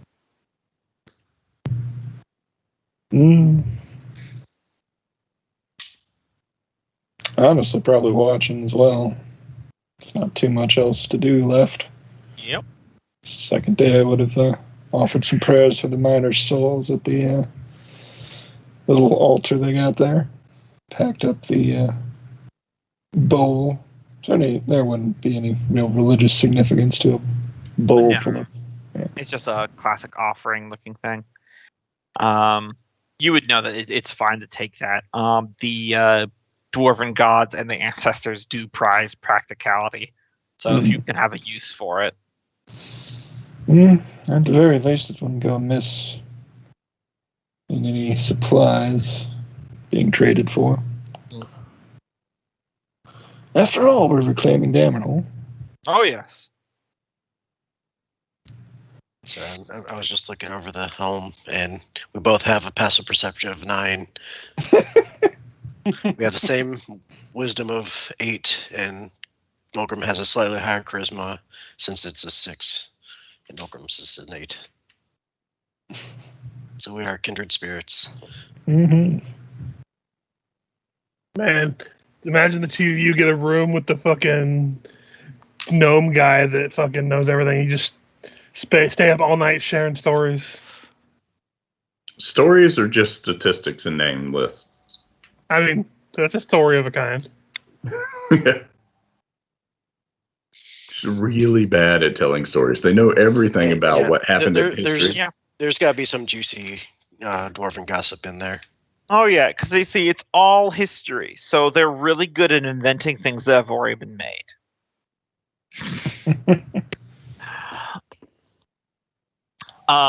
Around the equivalent of midday, those of you keeping watch outside, because there is it slopes down past all the geysers, and then you see the jungle beyond. Mm. Well, let me get good. What's a better music for this? Can we do an out of character real quick, refresh on how we had handled with this guy when we were getting back together, and Yeah, sure. what Go was ahead. he doing? Does anyone remember? It's been a minute. About what the guy was doing? Yeah. Well, I remember what he was doing, but we met with him, and then what did he go off to do while we left? I think he was just looking for a way out more than anything. He was tracking any drow that he thinks that might be connected to the raid on the surface that kidnapped a village, that he was the last soldier remaining trying to rescue them. As near as you could tell, you think that he might have been stumbled upon the Hestia's trail by accident. That's right. But he said that he figures that it's probably hopeless, but he just, to say that he did his duty, he had to just give it a few more days. So while you guys were exploring, he was out looking around at that, but then he was going to meet back with you here. Mm-hmm. And he knew about this mine that we had found. Yeah, he guided you here. Oh. You asked him. And I rolled randomly, and he actually did know about it. So.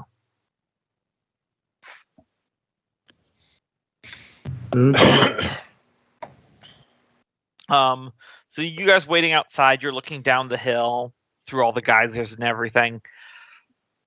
And you eventually do see what's definitely a human break from the tree line and start running up through the geyser fields. Let me see how much damage he takes from that. As he starts running, could Nolgrim kind of wave and tell him, basically signal him to stop? I was just gonna sure, you absolutely can. Give him advantage if he's gonna keep running. Yeah, he even if you're signaling a stop, he's still running. Okay. Yeah, I'm gonna yell at him basically to tell him which directions they will try to avoid, and try to use my bonus action advantage since I could do it at range. Sure. Actually, if he's not stopping, could Nolgrim just go ahead and use Dimension Door to warp to him, snag him, and then drag him back through the second Dimension Door? Sure, if you want to spend your spells. I mean, all he has to do is take a little power nap. Yeah. Yeah. I'll do it. All right. Save me rolling. Yeah, just as he's reaching the geyser field, you appear, and he sees you appear, and he hasn't stopped running. He goes, "Yeah, I may have bitten off a little bit more than I could chew," and then you see coming through the forest behind him are several lizard folk as well as armored Orogs, the underground orcs that you guys recognize from Balthus's caravan. I think You they're got about that, to bite off more than they can chew. Oh, You shit. dimension door back. Yeah, I'll go ahead and dimension door back. Yeah. All right. Maybe out of sight. Well, I imagine just back up to the mine entrance. Actually, let me see what the dimension door range is. 500 feet. Yeah, you could definitely cover that. So actually, I think if that's the case, I would dimension door directly into the bar area. Oh, you don't have enough for that. That's enough to get from the mine entrance to the other side of the geyser field and back. Okay. But not all the way inside. So here, let me arrange some doodle-doos. Alright, and then Taskell. Gotta say, I love the hat. Fergus wants that hat if he does. Just calling it now. He just stabs him. Fergus stabs him in the stomach and takes it. Oh no, I'm not gonna stab him for it. But if he happens to die, that hat is mine. Yeah. Unlike the other Corsicanian humans you guys met, you do know from your previous conversation he doesn't have as many issues with magic because his eye patch there actually gives him dark vision. He goes, thanks. So I was tracking the drow, and then I found a large camp of a caravan that had drow. Yes, the traders. Oh, so you did know about them. Okay, so it didn't go especially well. And I have been trying to lose them in the jungle for several days. But I think they have, like, a wizard or something that's been keeping tabs on me. And by this point, you guys start seeing a lot of those mercenaries from the caravan coming out of the jungle. And or they're on the far side of the geyser field. Because I may have accidentally led them directly here. So they're chasing you for what reason? What did you take? Well, I might not have realized there was quite as many as them. I only saw drow originally, and I may have killed a few, thinking that they were connected to the surface raid, which they may have been. I don't know drow politics and culture that much. And I did not expect the orcs and the giant armed lizards as much. Yeah, that kind of just describes the Underdark in a nutshell. Expect one thing, get that thing plus more. Anyway, probably should back up a little bit and see if they're going to actually try to invade. We have a good choke point here if they do, but let's hope not. Nogram's gonna try to keep an eye out. We killed drow by the droves before. You're not wrong. Nogram's gonna keep an eye out for Strugdal. Strogdal, yeah. Strogdal. Freya's gonna go and get a suit. Yeah, you're all enlarge your token again.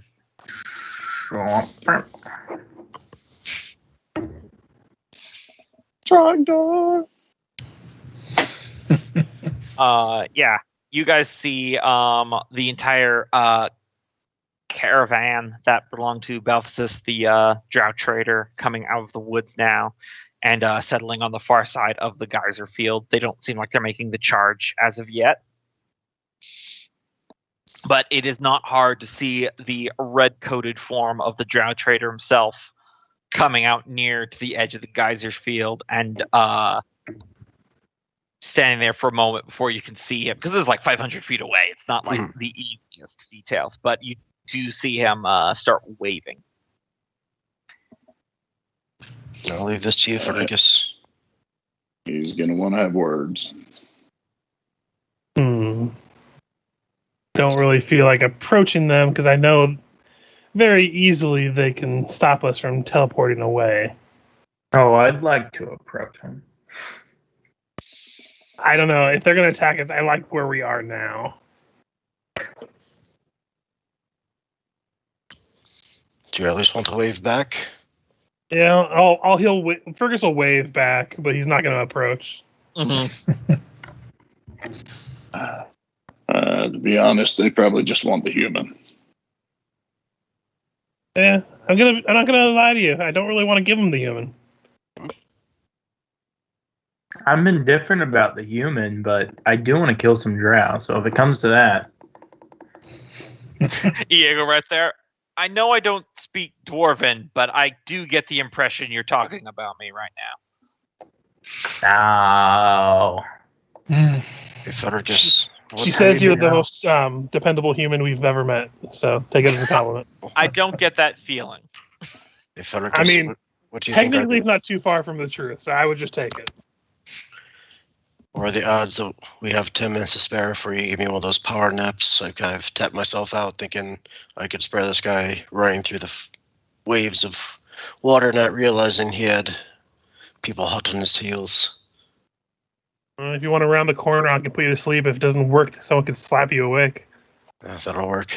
But remember, you can't teleport near them if they've got that little tricksy mage with her. No, I'm not planning teleporting. I'm planning using magic to attack if needed. Hey, Iago, do you want to go stand by my cousin Nogum over there? If the fight starts, go ahead and slap him awake, but otherwise just leave him be for a few minutes. Right. Better that I be at range anyway. And then I will play my little jaunty tune. Well, not jaunty, more slow tune that puts him to sleep. Here, I'll move Thrum over there. I imagine someone goes and gets Thrum. Might not be a bad idea to see if you could stall them before. Watch the back.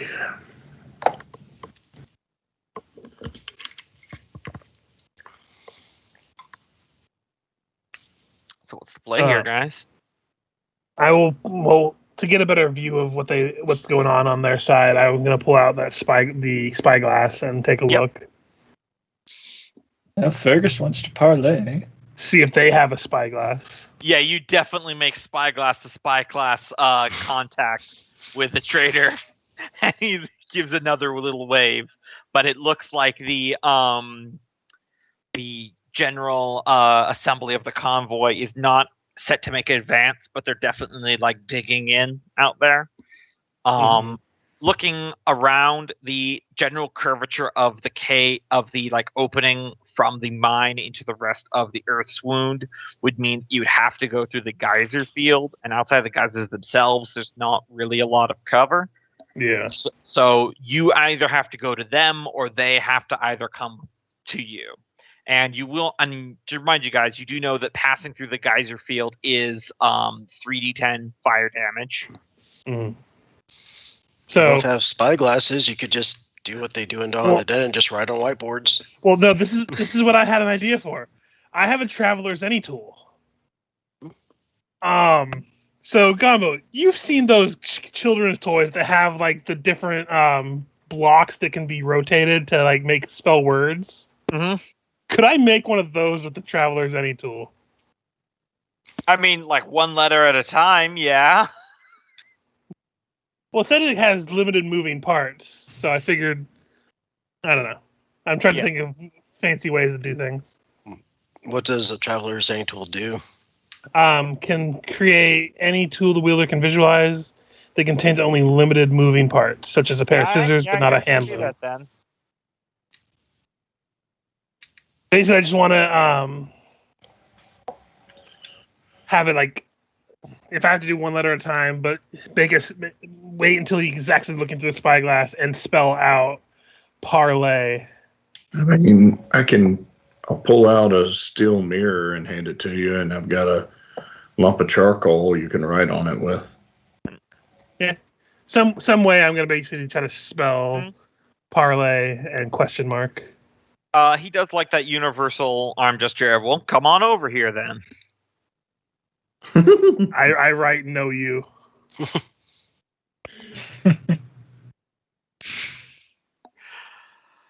Negotiations have broken down.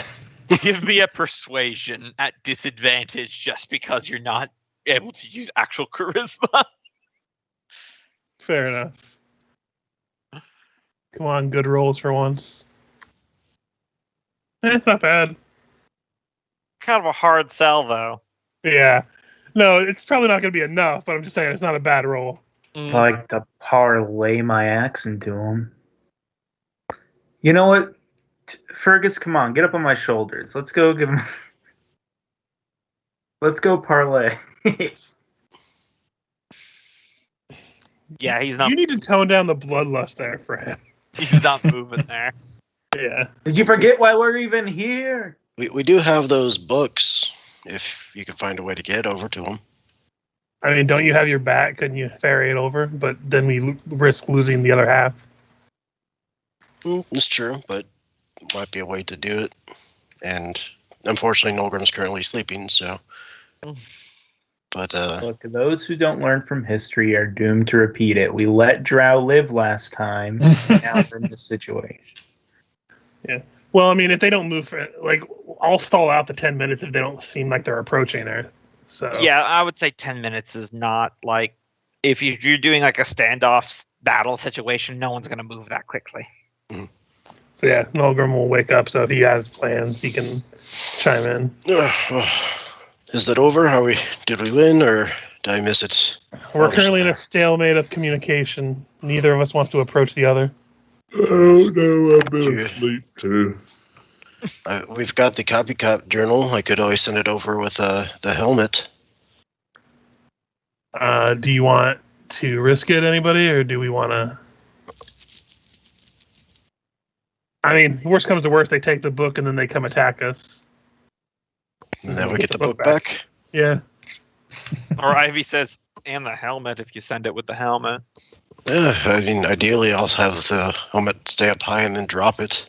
You're not sending the helmet. Very well. Wait, don't you still have your bat? I thought you haven't made that your familiar yet. Yeah, but the helmet still flies, whether it's a familiar Yeah. or not. I'm not Yeah. exactly. Well, okay. But that's what I'm then- saying. Send your bat. It's expendable. Okay. I'd I like could- that. I could do Just, that. Bunch of Drow to have the key to Dammerhall. just having watched them for 10 minutes, what are the numbers looking like?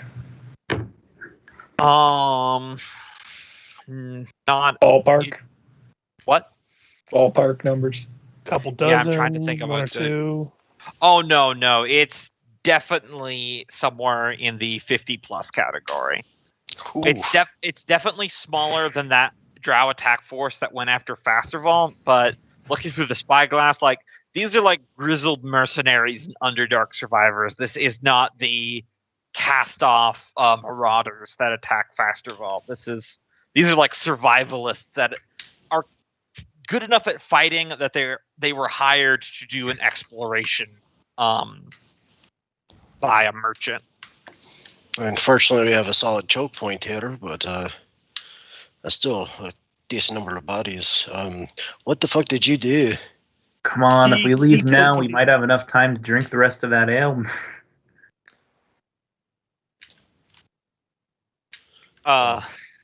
Diego says, well, Drow attacked the surface, so when I found some of them patrolling through the jungle, I ambushed them. Oh, okay. Well, so yeah, I could always strap or give the journal to my bat. Is this something that looks like the bat could potentially fly with? How thick is this journal? Well, imagine, if you will, like a copy of something like the size of Bram Stoker's Dracula, and it's trying to be carried by a Bram small Stoker's Dracula. Yeah, I'm just Flying thinking of the mouse. yeah. No, I'm saying it's being carried by Bram Stoker's Dracula because it's a bat. Yeah, except he was a giant bat in that book. But yeah, it's like a large mouse. Okay, yeah, okay. Because I wasn't sure if it like a journal, like a little. Wait, Yeah. did Thing you or a attune with full-size the helmet dome. over the last 2 days? Not having it yet. I mean, the helmet can still fly on its own, even if you're not connected to it. It's still something you can talk to. It's just you have certain benefits if you're attuned to it. You can use its I thought it spells. didn't need to be attuned. It didn't need to be tuned, but what I mean is the fine familiar. Okay, gotcha. No, I'm just Yeah. misunderstanding. Yep, it's all good. We got a lot of terms flying around. Well, if you want, you could see if they want to send somebody over to grab the book. To be fair, I don't think this is ending any way other than we either give up Diego here, or we either fight, or they just try to wait us out. And in which case, going downstairs and seeing if we can find another way out of here might be preferable. Continuing in Dwarven, what's the reason why we want to save this human? I mean, other than the fact that he's alive, I get that, but you got 50 against 5 of us. Yeah. Why He's are we killed gonna some pick- drow. He killed some drow. We'll kill some drow. Ivy, who speaks Dwarven, also speaks up with this. I mean, didn't I propose a similar question to you guys when you decided to defend Fastervault? Eh? Isn't this just like a scaled down situation of that? But it's in the reverse. That would be like those people over there are the gnomes. They offer our future dwarven kingdom the most benefit because they're traders. This guy. It's a drow caravan hiring orcs and lizard folk. Well, we traded with them once. Would Both Milgram be able to borrow the spyglass? yeah, you would pass over anything. So Thrum, think about it. We give him to them.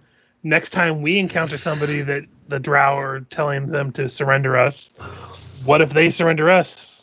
I mean, it's a slippery slope of, connections. That's not going to happen. We'll fight. I will give you up in a surrender, heartbeat. If we give him to them, next time we meet him, maybe we'll have something and can buy him back. Thrum. For what you reason? Crazy. Also, Would, Thrum, the orc that's leading them has like a whole kilt made of dwarf beards, right? Since when I has it don't ever think- been the dwarven tradition to abandon our allies? Like every time there's been a dwarven tradition.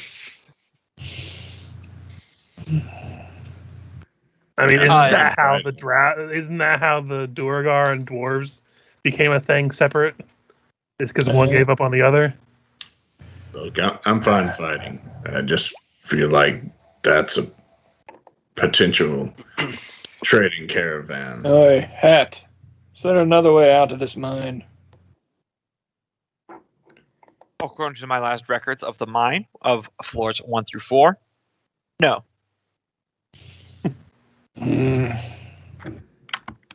I don't know Still, about you if we guys, have but I'm not opposed to the fight. I got my eye on this motherfucker over there. He's got a debt on his head that I need to collect sometime. We do have a good position here, but if we have to fall back, perhaps we could use the old goat's maze down there to help us pick them off. We also have fallback points. If worse came to worse, we could also lead them into the path that led to those werebats. Let them deal with them. There are a lot of traps in that final room that haven't been sprung that they don't know about either. I mean, we do have a lot of choke points between him and us right now. We could always fight, make a retreat. Because I imagine not all of them are going to get through this path unscathed, and they won't get in here one at a time, easily. I think I've been retooling my blasts a bit to give him a little bit pushback. Also, we know the direction of the maze now, at least the general where we need to go to get back down. They would have to figure out how to find us. And we know all the traps we could lead them through. We know secret doors too. Mm-hmm.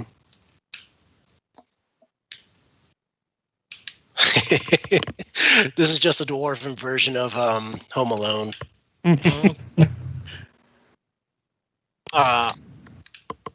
Miku speaks up at this point, but we still do not know what is on the 4th floor.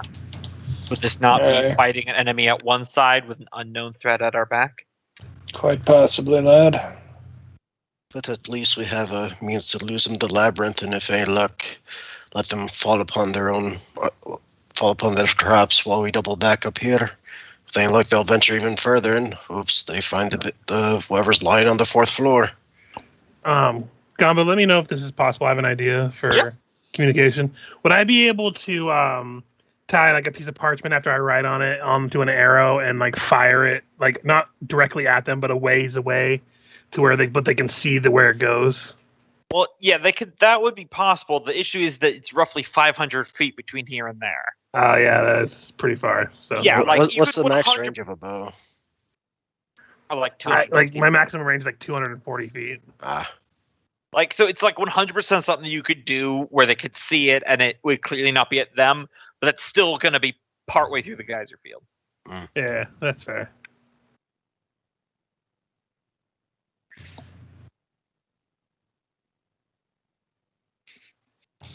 Well, While we're contemplating, Thrumm's going to do his natural explorer detection or primeval awareness detection and see if he detects any aberrations within 5 miles. Yeah, so the entire dungeon and outside. Let me check. I think you'd also get a count of how many drow they actually have out there. Maybe not the rest of their like lizards and the orcs.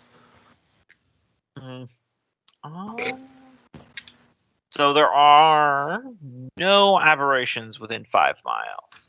And there are drow out there, quite a few. I don't have a hard number written down, but at least a dozen, most likely more. Okay. It's like a mixed company. Yeah. But yeah, you're clear on the aberrations.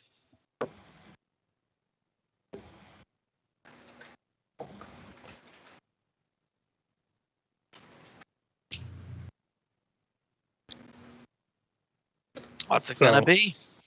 Doesn't seem like we're gonna be surrendering him over, so we better prepare for whatever is gonna happen here. This is a pretty weak parlay if we haven't even talked to him. Yeah, but they're not gonna approach. And do you want to send one of us out there? We're already outnumbered. That'll reduce our number by 1 because they're not coming back if we send them over there. How about the helmet just go over there and relay a message and bring their message back? I'm a simple man, but that seems like a simple answer. Ivy speaks up and says, "No, far be it from me to speak on the behalf of Drow, but we actually have talked to this guy in the past, right? We bought stuff from him. Wasn't he the guy that was saying things about like not fighting because it's bad for business?" Aye. He's very keen to profit. So how does tossing him the human profit him? We all look, or at least Nogor will look to Iago. He's just like, says in common, what? You sure you're telling us the full story of why they're after you? Yeah. Because we've come across this feller before, and he seems adamant against combat where it could be avoided. He'd probably take a payoff just to leave this human be. Maybe some of those rubies we found. Again, if we don't talk to him, we don't know what he wants. Well, we know what he wants. He wants, what do you call it, revenge for his dead. Well, but is he willing to take that in the form of a few rubies? So, obviously, my bat familiar cannot carry the book, but he could take a few pieces of parchment. Yeah, he could definitely do that. So if you want to write something down. Yeah, I mean, our helmet's intelligent, and it'll fly, so it can just go over there and tell him whatever you want to tell him. I'd rather them not just shoot out of the air, though, because, I mean, fancy helmet, worth the price of whatever they come here for. I can write something down, and he can carry over a couple pages. Yep. I have my own personal journal anyway, so I can just tear out a couple. To kind of summarize, Gombo, what he would be saying is, from our understanding, the human has wronged you, taken some lives. Is there any way we could resolve this without bloodshed or the death of the human himself? He is not from down here, and he's racist. No, he's a little too hot-headed for his own good, is how I'm going to word it. Well, I it do also find it sounds funny. like I do find it funny how Thumb's like, yeah, no, the racist human. That's why I was defending mushroom people and gnomes, but the one human I'm totally fine with foddering to the trash. And I would write this in Elvish, and then kind of summarize what we might be able to, like, ask what we might be able to do, and so on and so forth. And then tie the paper to the bat's, like, foot or something, or have him grab it. Yeah. With a familiar, I imagine there's some knowledge to be able to grab. Yeah, and he'll instruct the familiar to sit. Take this to them and wait until they have something else to. Direct it directly to the main drow guy. And then instruct them to wait until they hand off a response, and then look to Fergus and say, "May want to go ahead and add to The bat will carry your response at the bottom. It takes a few minutes as the bat has to go up and over and there. So you do have a good 10, 15 minutes of waiting before the bat does return with a new piece of parchment. And it's got Elvish handwriting on it that Fergus can read that says something to the effect of the human's transgressions are immaterial at best. However, the mine that you are currently hiding in has piqued my interest. I'd be very interested in discussing a purchase. I would tell the group. So he wants to buy the mine. Now, before you guys say anything, I just want this is dwarven history, and a drow wants to buy it. So think how that makes you feel. That's all I'm saying. I'm way ahead of you, Gumbo. No! Helmet. This place has been completely prospected in that there are no more valuable resources to be taken from it. The mithril veins have run dry. I am unaware of any information pertaining to other minerals such as iron, copper, and then he's lead some other basic mineral wealth that might be found in the local geographical region, but the mithril vein is dead.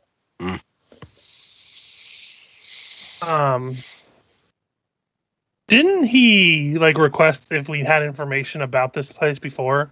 No, there was a temple outside in the Elven Forest that he said there was a spider idol within it, that if you could retrieve it for him, he'd reward you with a magical map. Okay. This is definitely not a place with a spider idol. So, do we want to ask him why he might want this mine? It doesn't hurt. Yeah, I'll send another small parchment. But that doesn't guarantee he'll tell us the truth. Yeah. But I'll make another small parchment. We're open to the idea, but why would you want a piece of dwarven heritage from basically the analogy of a mine, but of the analogy of a well that's run dry,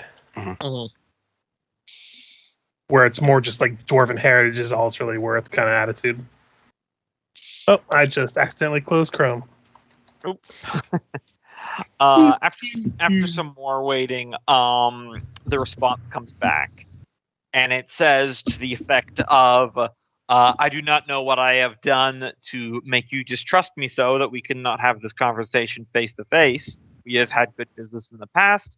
However, in response to your question, I am a collector of all things rare and limited, and there are not many dwarven mines or relics within the geographical region.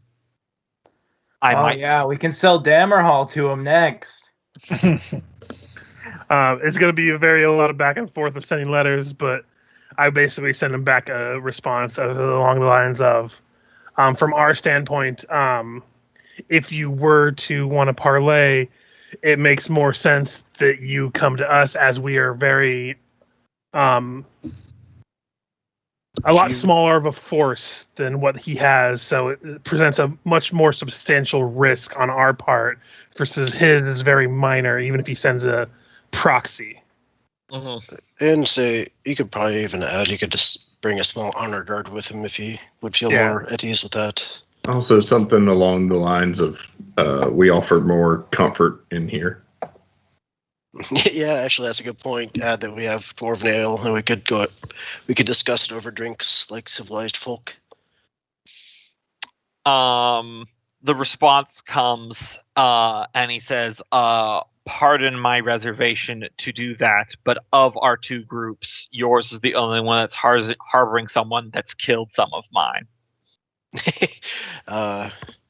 Nolgrim would probably say, you say this with a guy that has dwarven scalps upon his person. Yeah, but that's not your group of dwarves. We're all brothers? I mean, he knows you guys killed Hestia, and he's not holding that against you. Not Hestia, her cousin. Yeah.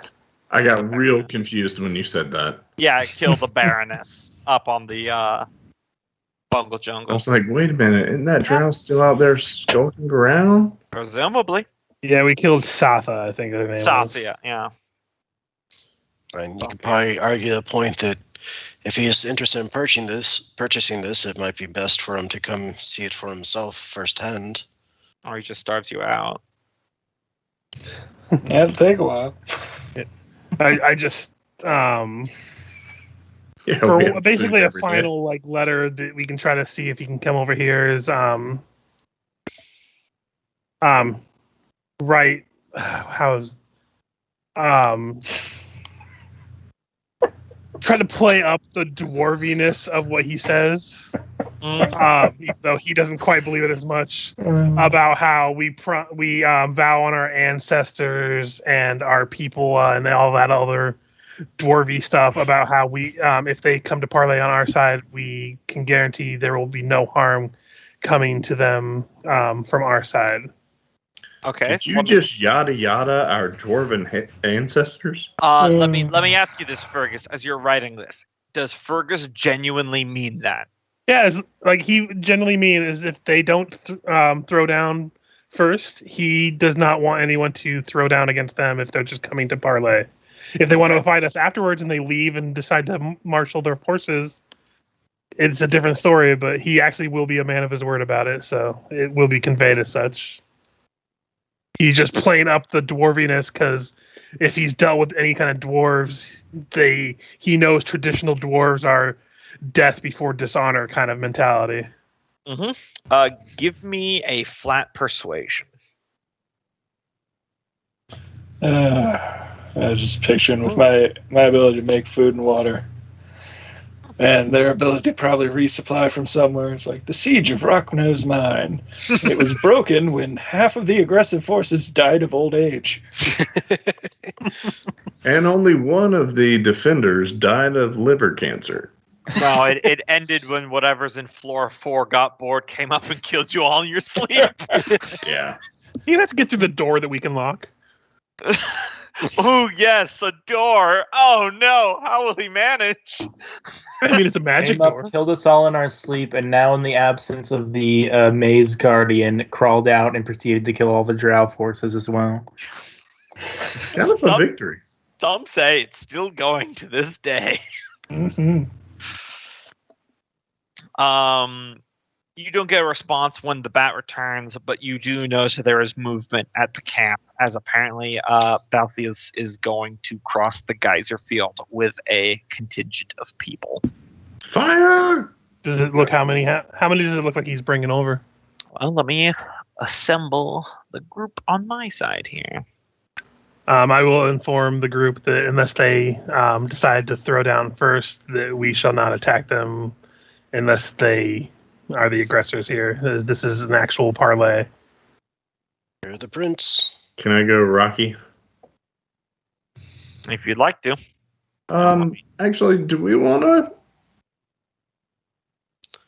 Out of curiosity, is how do you pronounce Strogdal with him? Yes. Yeah, hell yeah, he's gonna be. That was just a question. Not necessarily going to paint his actions to push anything, but something that Nogren will definitely keep tabs on. Well, I'd suggest that our friend Diego Ortiz just get the hell out of sight. Has, Probably here, has I'll let you, Freya talked to this guy yet? Have they been acquainted?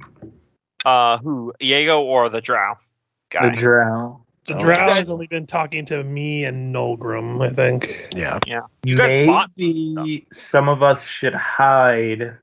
I'm just saying, in case it does turn violent, it might be better to have the element of surprise and that they can't come out and scout. Well, I know everywhere. Ivy's probably going to be hiding. Yeah. I can't imagine she's I'll give you guys Diego's sheet in a second, but this is going to be factoring underneath the one companion rule. Michael, this is the trade caravan that we traded with previously. Yeah. Yep. I don't think Freya traded with them. Yeah. No, the only ones that met with them is Fergus and Nolgrim. No one else has seen them before. It's also our normal stopping time, but I mean, whatever you guys want to do.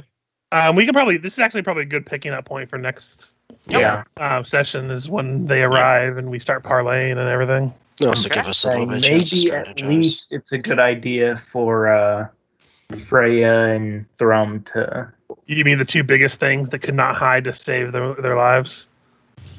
I mean, we don't have to hide if we just go somewhere they're not going to be. Yeah. We can just stand behind one of these pillars. Like, can you see me? Yeah. yes. Yeah. I think we could escort them. We'll stand here like dwarven statues. There's plenty of turns around here. You could just wait a little bit deeper into the mine portion and just wait by the door once we, go in there to drink and discuss. So I'm entrusting Pascal not to sell the dwarven people down the river.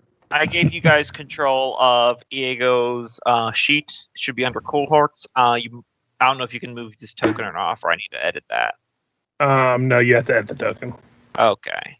Well, it says controlled by, determined by character settings on the sheet that I linked it to. And I said sheet is controlled by everyone. I can move them. Yeah, I think it probably just has to reload, but for some reason I can't. But I can see the character sheet, so. Yep. So. Third companion. Oh, yeah. Here's another ranged guy. That's still decent in melee. Oh, yeah. I mean, as a fighter, you can't be bad in melee. if Yeah. you're in 5e, at least.